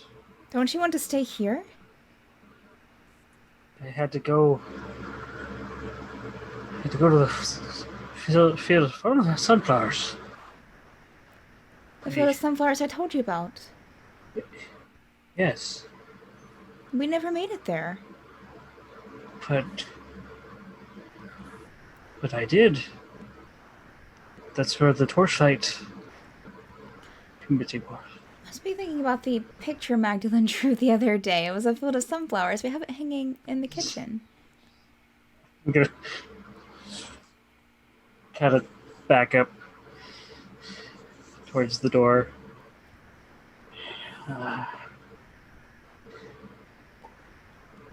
Let me go and fix you something to eat. And she'll kind of hobble towards the kitchen and go into another room. You get so strange when you're hungry sometimes. I'll fix you something. You hear her kind of humming to herself again. Some more laughter from the back rooms. Gerbil's gonna start kind of hyperventilating a bit. He's gonna turn to the door. Is there still smoke? Still smoke kind of coming in from the inside. As you turn towards the door, you hear the shouting grow louder. You start hearing other voices that weren't there before.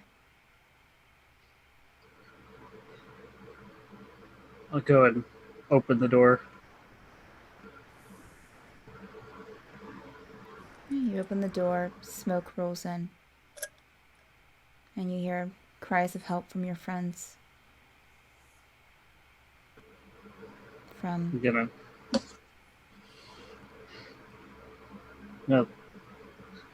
turn towards where I heard the kids laughing.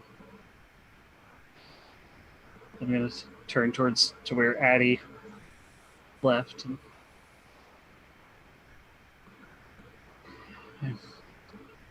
I'm sorry, and then go through the door. Okay. Gerbil was back with everyone else at the printing press room.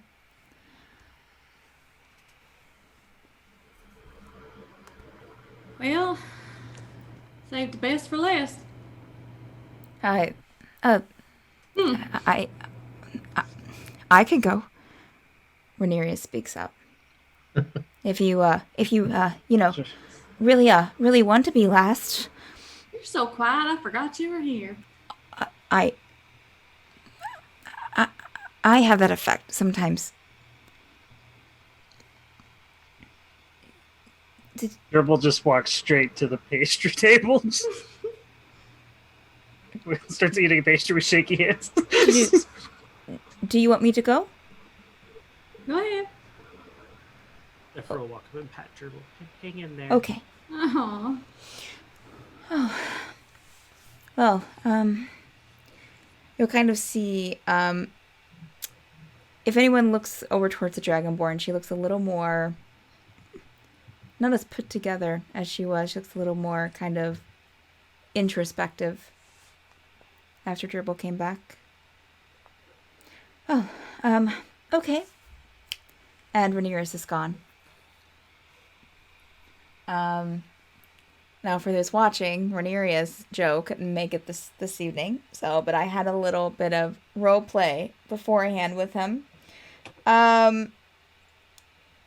So those of you so we'll stay with the people in the printing press room.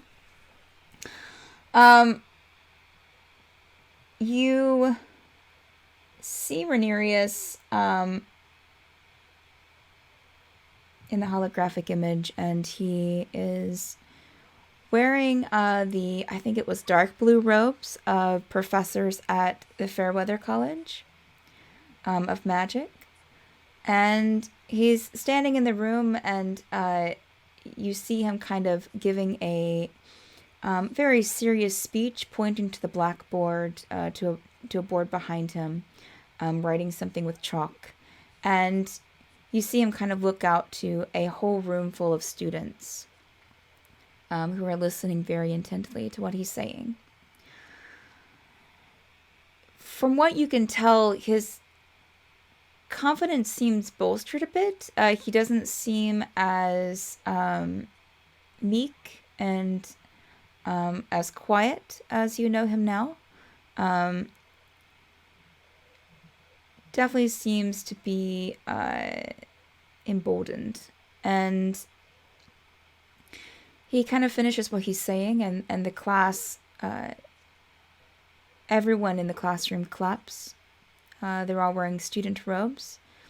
And you hear a distant bell ringing, and the students all start getting up and heading out of the room.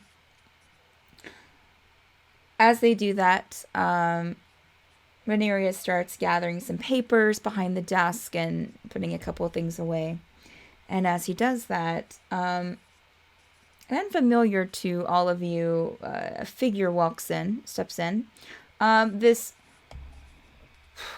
kind of hard to tell specific features through how you're seeing it through this image, but looks to be a human male, very tall, very substantial build, just very with a large frame, not as in like extremely overweight, but just built naturally large. He comes into the room with a smile on his face and shakes Rhaenyra's hand and speaks to him in the now empty classroom, telling him that he's proud of the work that he's done. He's one of the he's up and running for one of the star teachers there at the college. Talks about how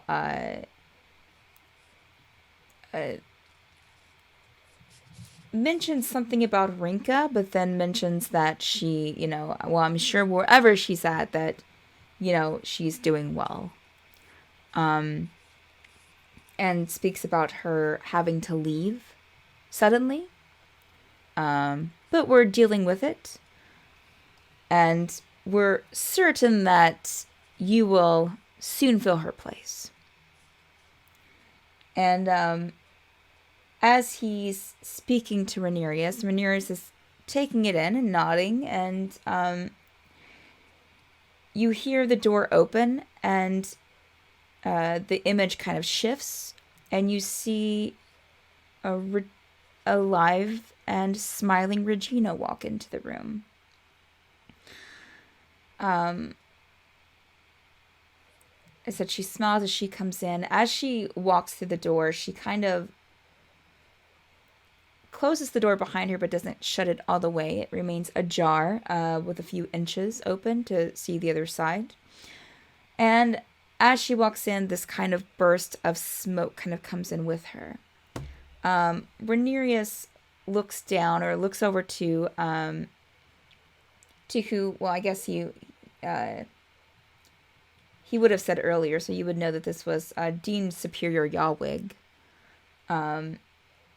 And he looks over to Yawig, and Yawig is, looks to Regina and smiles and greets her. Doesn't say anything about the smoke. And Regina smiles back and steps up to kind of join the conversation. Rhaenyra shifts his gaze to the floor where she walked in from the door, and there's a trail of blood, and you can kind of faintly see that the hem of her robe is soaked in blood. And it's just kind of trailing behind her.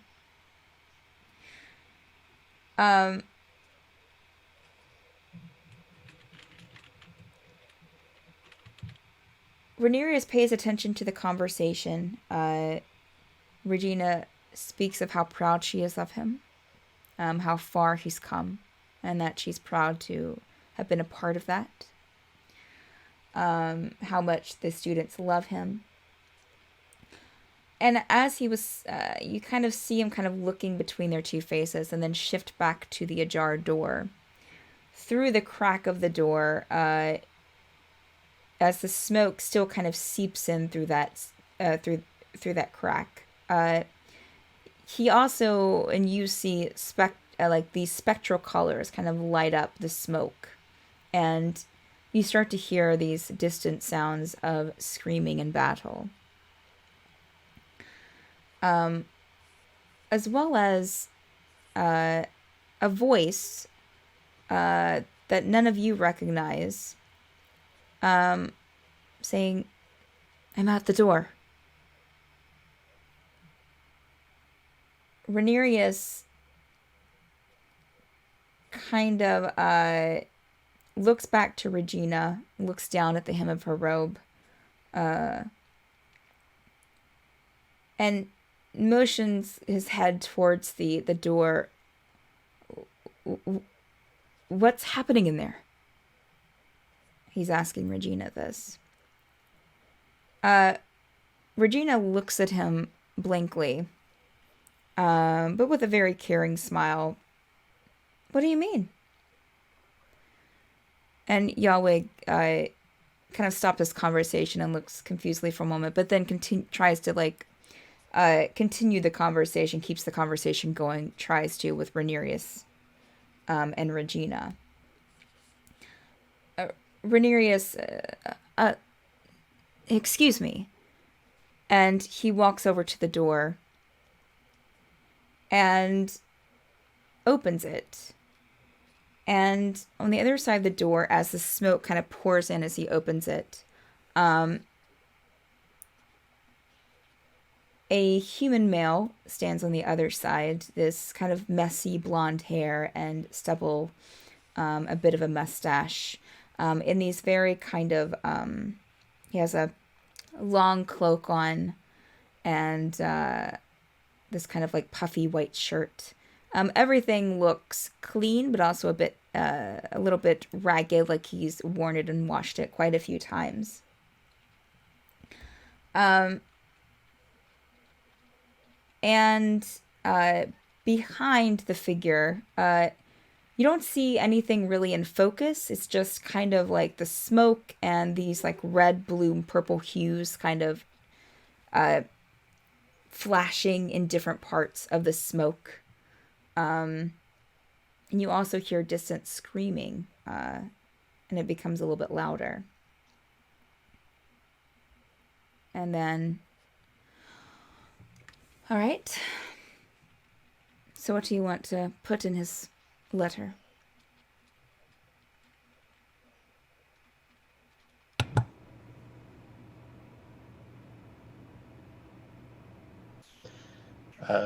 Tiggle, speak up. Say, maybe, Regina removed your crystals. Maybe you'll put that together with the blood on the robes. Do we want to go subtle or we want to go blunt? Picks, I right? can go either way. I mean, I think. She did. Remember? I don't even. Maybe we could. Dead. Got it. Maybe we could go with that. We could also Gina just is straight dead. up be like, remember what we found in the dungeons of Baron? That was pretty traumatic.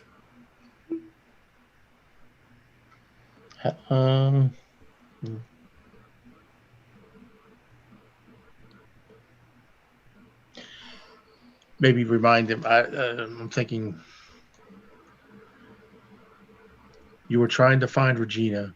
She removed your crystals. She did. Oh no, that's the phrase for the week. Mm-hmm. Who is it? Jesus. So true. We I curse mean- everything we touch. That's why we're so forsaken. That was pretty traumatic.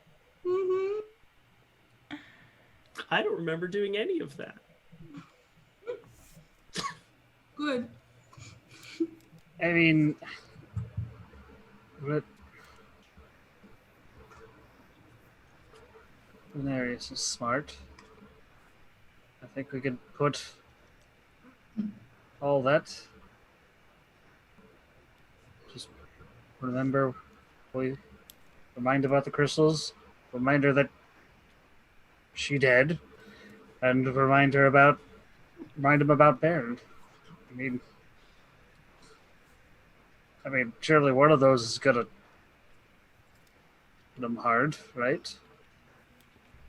So is the reminder about Baron, remember what we saw in the basement of Baron? Yes. Mm-hmm. That's yeah. Okay. Or you could just say Anybody else? age battery.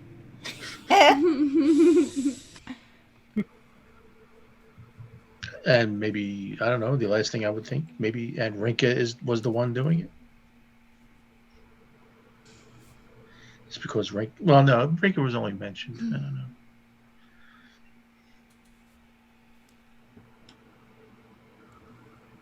Okay, so far I have, you were trying to find her. Regina removed your crystals. She's dead. Remember what we saw in the basement of Baron. Hey, let's maybe have the she dead for last. Okay. How about P.S.? P.S. She dead? Maybe not. In maybe, case not. Wait, she why dead. can't? maybe not the PS. Okay. No. Like, should we clarify who though? Because she is she. Yeah, I agree. Regina. With fiction. Regina be Regina's dead. dead. Regina is dead. Let Regina be dead. We got to keep it It's our classy. fault. No, I'm just kidding. Don't put that. Genocide. All right. Okay. Quick, grab those letters out of the block. Never mind. Is genocide spelled with a J? You were- Side effects. Let's not spell it at all. You were trying to find her. Regina removed your crystals. Remember what we saw in the basement of Baron. Regina's dead. Now I keep thinking of Mean Girls. Right? Okay. So Regina doesn't even go here. All right. So, all right. She snaps that into the world. And as I said, I'm kind of doing this without, since I can't really like in real time ask Joe what he wants Rhaenyra to do. I'm going to assume that Rhaenyra will read this, and who did I have? Oh, the person that that's right. The person that he opened the door to had the door and the man standing on the other side, with the blonde hair and the stubble, looked about in his early 30s. I gave him the flyer, and I think that Rhaenyra might have asked him something. The man says, "I have something for you, Rhaenyra." And then he said that he would ask him if he was all right. It seems like, I will say, everyone make a perception check.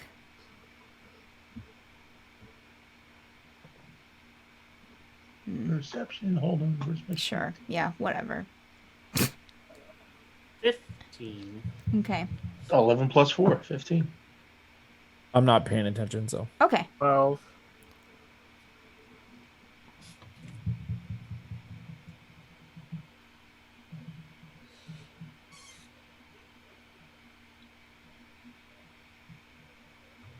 $17. Okay. I'd say then with a 15 or above, we kind of get the feeling that, I mean, it's kind of hard to say, but just from like, I would say that maybe you would see Rhaenyra's face and then see the man's face, and it seems almost like Rhaenyra recognizes him.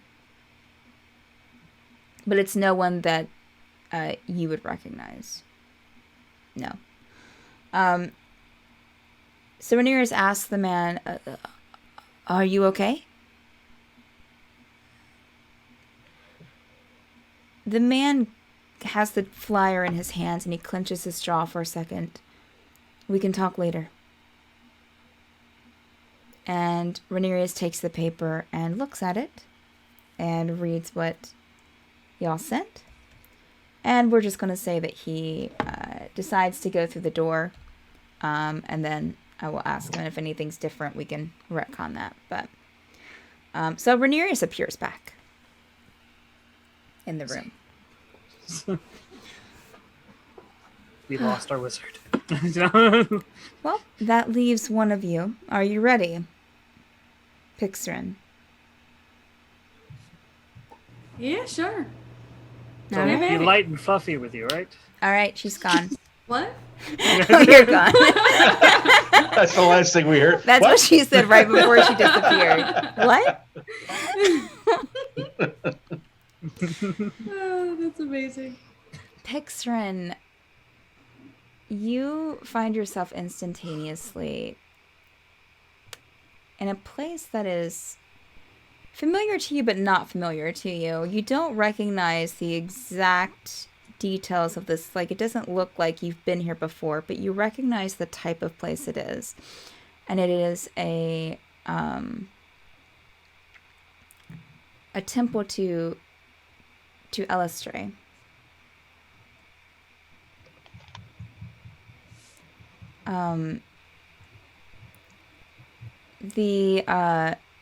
You have in your hand, you look down and you see the book that you remember reading about Elistre that first time. The temple is this, it's an outdoor temple, which goes along with Elistre's teachings. These huge trees rise far above and kind of entangle into an almost natural roof, with these branches and leaves sticking out here and there. Occasionally a leaf will fall. One falls right beside of you and kind of lands on your shoulder. A very quiet stillness for a bit. As you look, you're kind of standing on one end of the temple, and as you look to the other end, a part of the trees kind of naturally opens, and it is nighttime, you can tell, and this beautiful moonlight shines in. Maybe some of the most vibrant moonlight you've ever seen. Just shines down in rays through this opening, and almost has the air almost has a kind of luminescent look to it. Different colors occasionally sparkle in different areas. You can almost see the air, but you can't feel it, of course, except this occasional breeze that wafts through. You look down at yourself, and you're dressed in this sheer light material that you would recognize as the clothing ritualistically that a sword dancer would wear.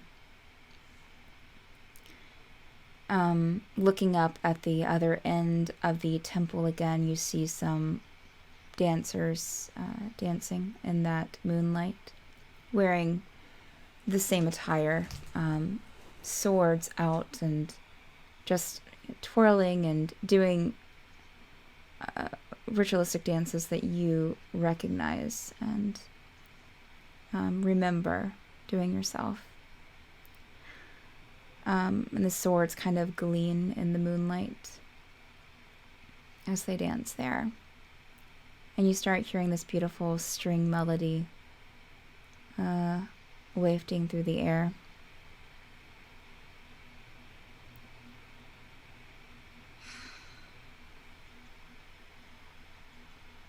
She'll walk over, set the book down by one of the trees and join in with the with the dancing. Okay. She feels like really at peace right now. Mm-hmm.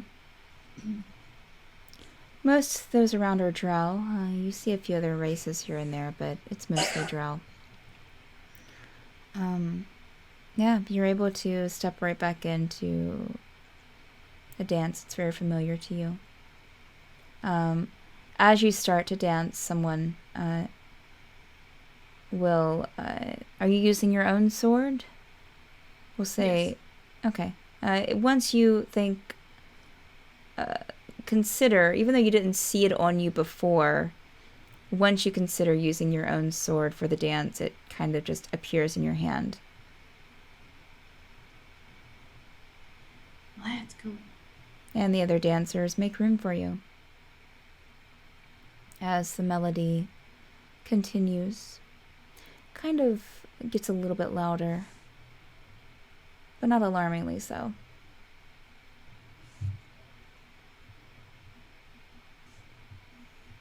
After a few minutes, she's going to go back towards... She's going to stop and go back towards the book that she left and sit down with her sword beside her to her right, and pick up the book and start flipping through it. Okay. Cross-legged style by the tree. You start flipping through the book, and say after looking at it for a bit, you glance back up, and the dancers are gone. And across the room, you see two familiar figures that you haven't seen in quite some time. It's your mother and father.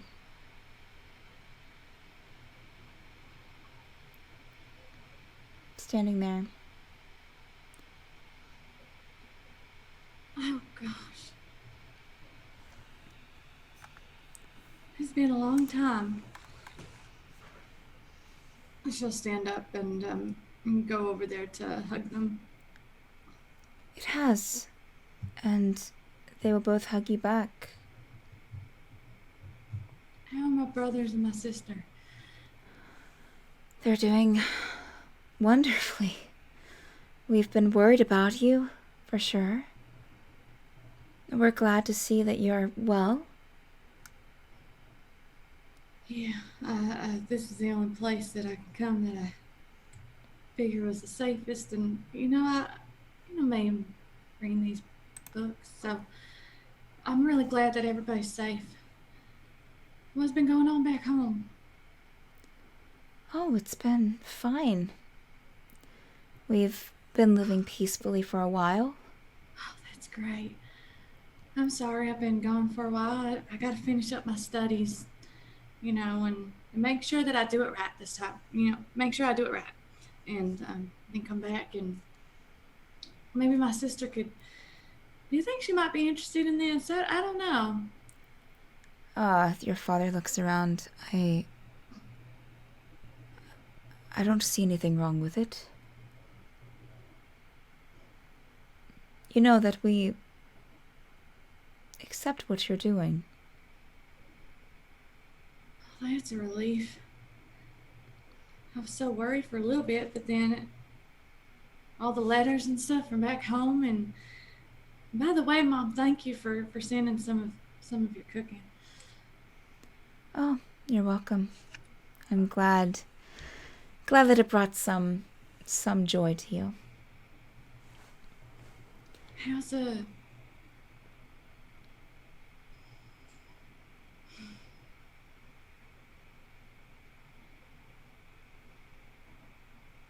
Are you okay, dear?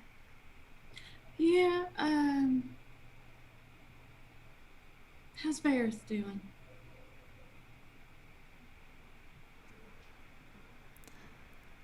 They look at each other confusedly, and your father looks to you. Varys?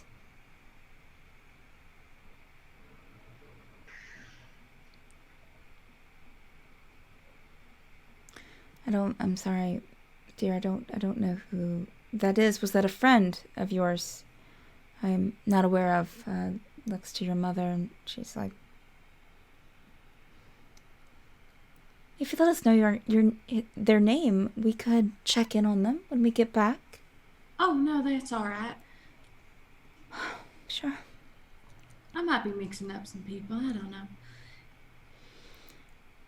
I'm I'm so glad that you guys are here, though. We're happy to be here and happy to be here supporting you. We saw some of your dance and it was lovely. Squeak right now. Your father will lift a hand and put it gently on your cheek. And put it back down, just smiling at you.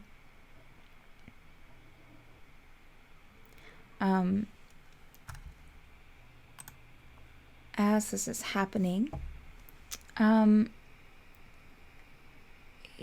you start to look around and you see some smoke pouring in from through the trees. And suddenly, the moon light doesn't go completely out, but it is dimmed considerably. Almost instantaneously, these candles light up around the sanctuary on these pedestals to give a little bit of light. But you can see the essence of the smoke kind of pouring in through the trees still. And you smell burning. And can almost swear that you see some ash and embers kind of flow by, coming from the trees behind you. But you don't see any fire. Your parents are still standing there, smiling at you. Y'all see that? Oh. The trees are lovely. Oh, y'all don't smell something burning? Oh, no, I'm sorry, I don't. I know that they have some food, in another area, so maybe you smell something from there. Feast. Man, if it's that one person doing the cooking, she's probably burned half the food or all of it already at this point. Oh, yes. Oh, my goodness. Oh. We've got, I believe that she has someone helping her now. Oh, thank the gods. I know. I don't know how much longer I can stand her cooking for another day. Please, and the two of them kind of part and kind of hold out their arms. Come with us to the feast. Sounds good. Yeah, I think I would like that. Okay. And as you take their arms and the three of you stroll down the aisle of the now empty sanctuary, the music has stilled, so you don't hear the strings anymore, but you do still smell the burning, and but you're kind of willing it away in your mind. Going back to those in the printer press room, well, one more letter. What do you want to send?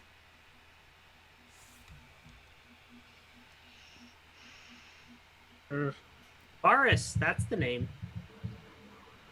Yes, that's. Yeah. I mean, I would say I'd volunteer. Maybe Varus and your family are hunting you for you breaking off your engagement to him. They wanted to turn you into a Dryden.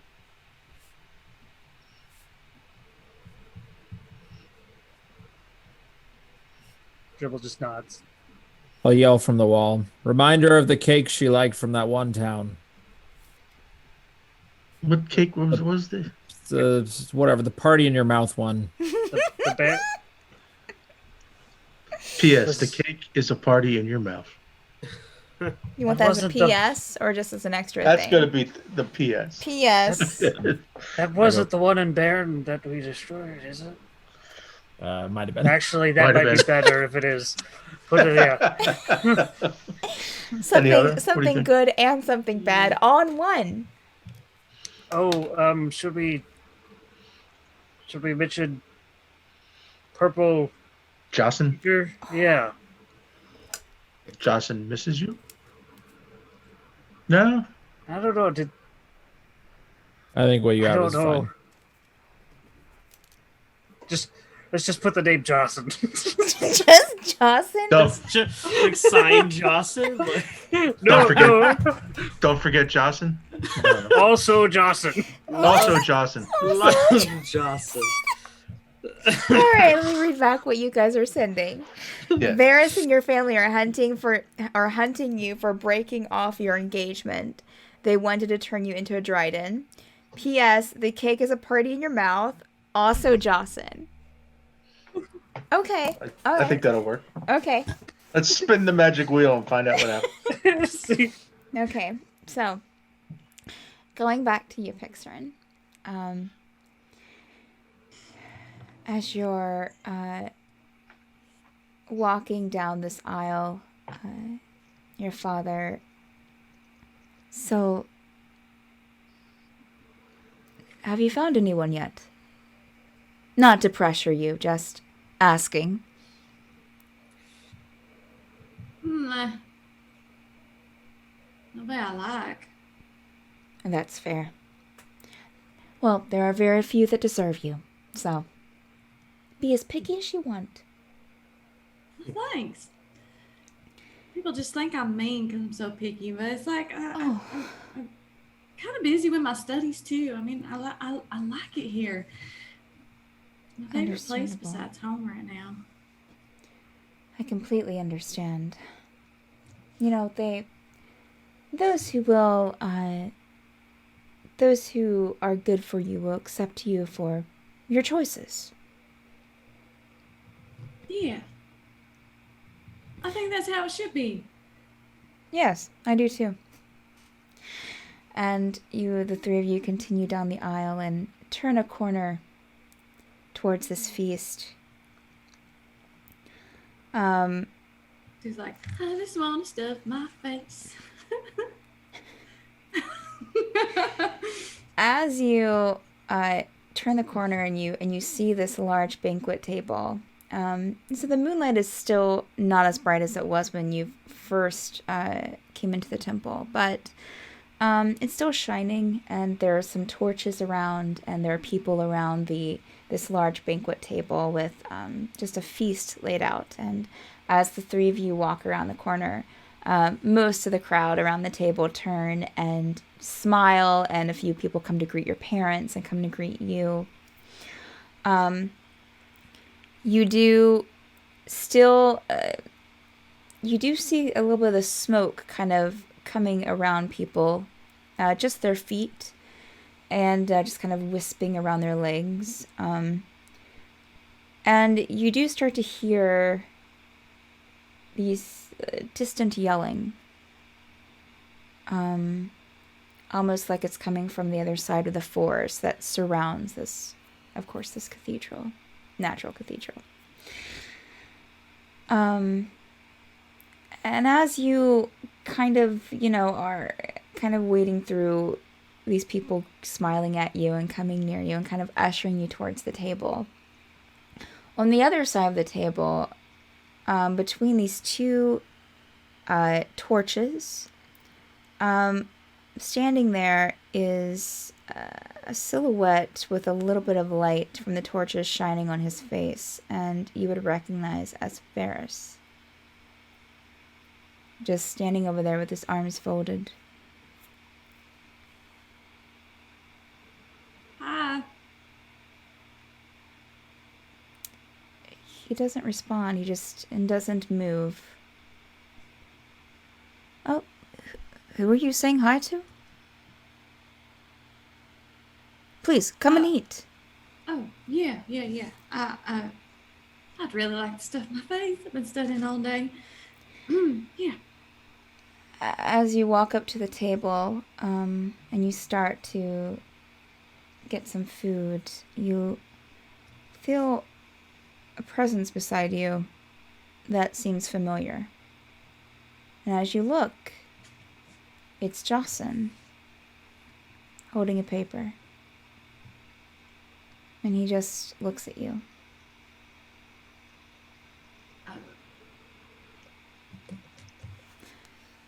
Please.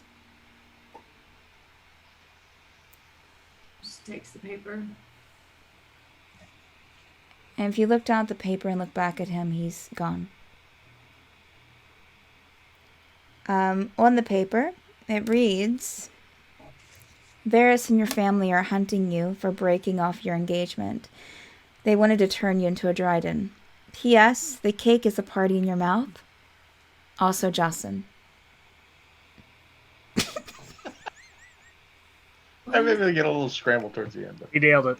The fact that Jocelyn is the one that handed it to her. Wait, why would they want to do that? Silver, are you okay? Here. Yes. I got a dessert plate for you, and she gives you a plate of desserts. Thank you. Do you have any cakes? What kind of... And as you look down at the plate of desserts, there are no cakes. And you look at the table. No. I don't really know what a cake is. Oh.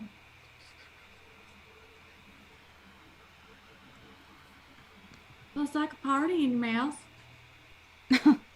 Sounds lovely. Among other things in your mouth. Anyway, You still hear the sounds of the screaming and the yelling in the distance. It gets a little bit louder.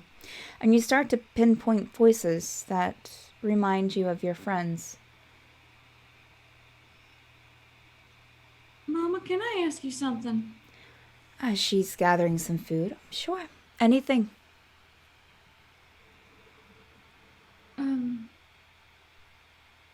Folds a piece of paper and puts it in her pocket.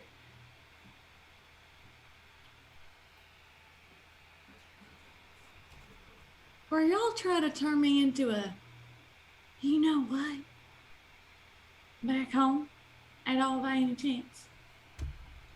I don't know what you mean. Oh, why would we try to turn you into anything? Because I broke off my engagement with... All of a sudden you see Varys standing a few feet away from you, arms crossed.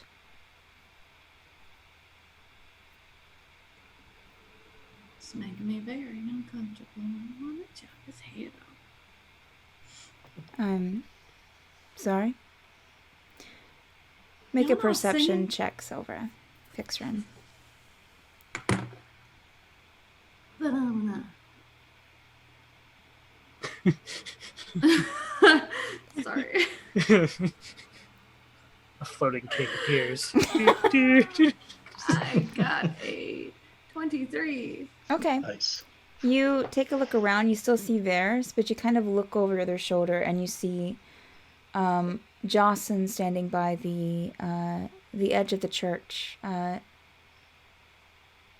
a doorway that's leading back into the church. She'll abruptly stand up from the table, kind of. How is nobody hearing all this screaming and stuff going on? Are y'all deaf or something? All that dancing just I don't know, muffled your ears. Silver, please eat. Well, There's no sound. Don't you hear the music? Well, yeah, but I also hear something else. You don't. Oh. Probably been studying too much. They all continue to eat, everyone at the table.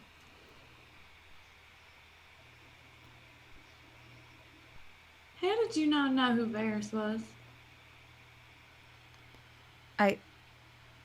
Your father kind of looks up at you. We don't recognize the name, sweetheart.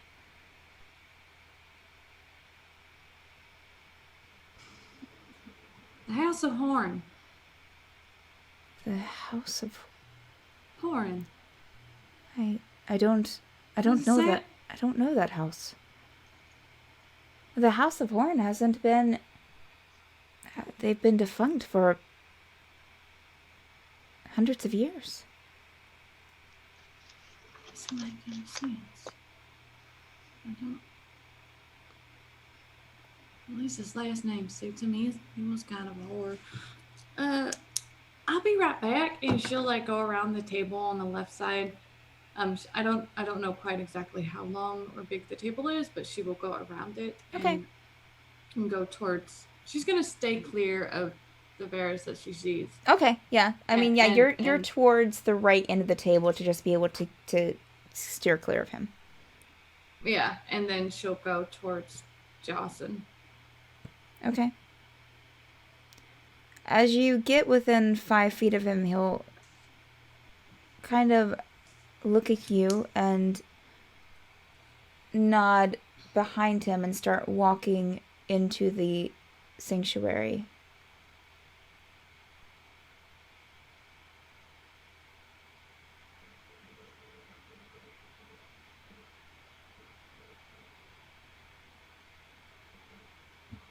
And as you're walking towards the sanctuary, or towards him, you start to kind of pinpoint the sounds around you, and it sounds like the yelling is now coming from the sanctuary. And that's where you hear the voices of, Tegan and Kazeel and Gerbil and Ren, Zephyr, yelling for help from inside the sanctuary. And you start to remember. Are you gonna eat that?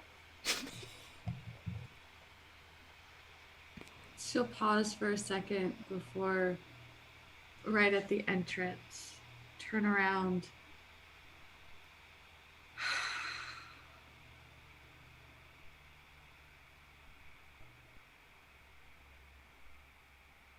You see everyone eating at the table. You don't see Varys over there anymore by the torches. Just looks like everyone enjoying a feast.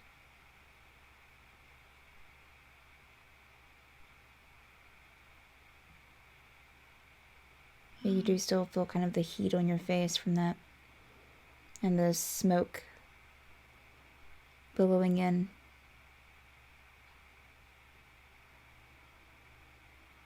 Oh, yes, dry. If only this was true.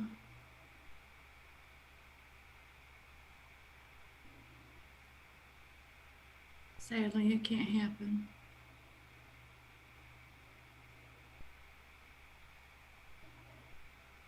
And she'll linger for about 5 more seconds as a tear comes down from her left eye and just wipes it away. As you look back, when you look back to the church, Jocelyn, I went through quite a few names there. Jocelyn is holding out his hand. She'll take it. And stepping inside the church with him. As you are about ready to step through this kind of natural doorway into the sanctuary, you feel a hand grab your other arm that isn't holding on to Jocelyn, and kind of pull you back and around, and you see that it's Varys, and I will find you. And Jocelyn gives a slight tug to your other arm, and the next thing you know, you're in the printing press room with everyone.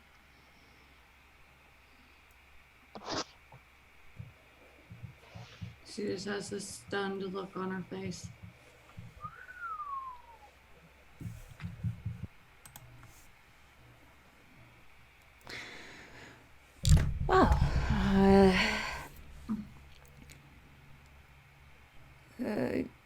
everyone has had quite the night. Did you even plan this out? I feel like all of us are emotionally distraught except Zephyr. We're all just sitting there. Zephyr's like chilling. Woohoo! Well, I suppose you all can sleep it off a bit and talk about it in the morning. Scottish accent out of nowhere. Okay. Is genocide spelled with a J?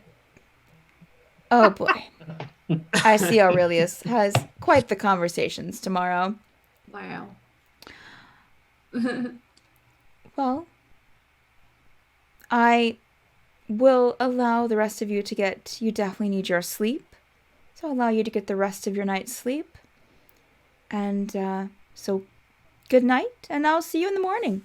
Snap your fingers. Right. And morning. that's where we're in tonight's session.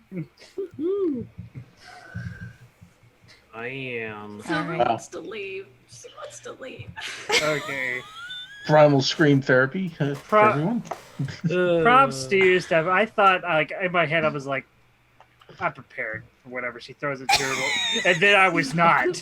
I was not. Oh yeah, the kids. Oh my lord. So much power. Prolific. It was like so sweet though, and then it was like Just like, didn't know that was possible. Oh my gosh. All I right. loved so much that you were on Bairn.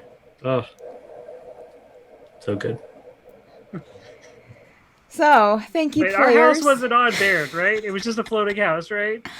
I mean, as far as you know, it was just a float. It was just like on this piece of land that was floating, as well as that think was floating. You didn't really see the other side of the house, so but she did say like that Baird. you were up. So. Oh well, I'm so glad I was there's a able dead to page. emotionally torment your characters this Oh, yeah, evening, thank y'all. you. Oh, it was Wow. great. I mean, I wouldn't be was gonna ask- D&D without yeah. some emotional trauma. Oh my goodness. Yeah, y'all have been great tonight. Thank you, chat, for hanging around. You're the best. Forget the rest. So we have here on Mapboard Streams. You've been watching The Forsaken, which is every Monday night at 10 p.m. Eastern Time. We have plenty of D&D content on this channel. Most nights, Mondays, Tuesdays, Fridays, Saturdays, and Sundays, we have content starting at 10 p.m. Eastern Time, or D&D 5e content starting at 10 p.m. Eastern Time and going to 1 a.m. Eastern Time. On Saturdays, we have another campaign at 6 p.m. Eastern Time, which Andrew DMs, called Tower of Dreams. Fridays at 12 p.m. Eastern Time, we have Mad Art with Steph, where Steph, does some mad art. And so if you're not part of our Discord, please join in. That's where we sometimes do polls on what we'll be doing next. Probably won't have a poll this week because we did a Tower of Dreams poll a couple weeks ago, and I'm going to start on this piece this week, as well as work on some older pieces too. And then also on Sundays at 2 p.m. Eastern Time, we have Mad Bird Plays, hosted by Victoria, where some people in the Mad Bird community, players, as well as people from other communities and friends of players, join in for some tabletop simulator and Jackbox fun. But again, thank you everyone for being here. We appreciate you. I don't know. I'm sure we have someone that we can stream. I just have not looked. Yeah, we'll head over to someone's stream really quick as soon as I find someone. All right, that's a replay. So let's actually head over to, oh yeah, I think the role players are live. I think that's who usually we head over to. So we're going to raid the role players. They do some TTRPG content as well, so give them some love. Oh no, that's not how you do that command, Stephanie. All right. So in a few seconds, take care of yourselves, y'all. We'll see you again this week. Oh, we have a crossover coming up Friday at, oh, wait, do you have your hand up, Andrew? Okay, that was a bye. Okay, sorry. Crossover coming up Friday this week at 10 p.m. Eastern Time. Instead of Stormfall, it will be a crossover between Stormfall, Kyr's Lament, and some Obsidian Scar characters too. So triple crossover, kind of. So big thing. But we'll see y'all then. Head over to Role Players Now. Bye. Adios. Arrivederci. Bye.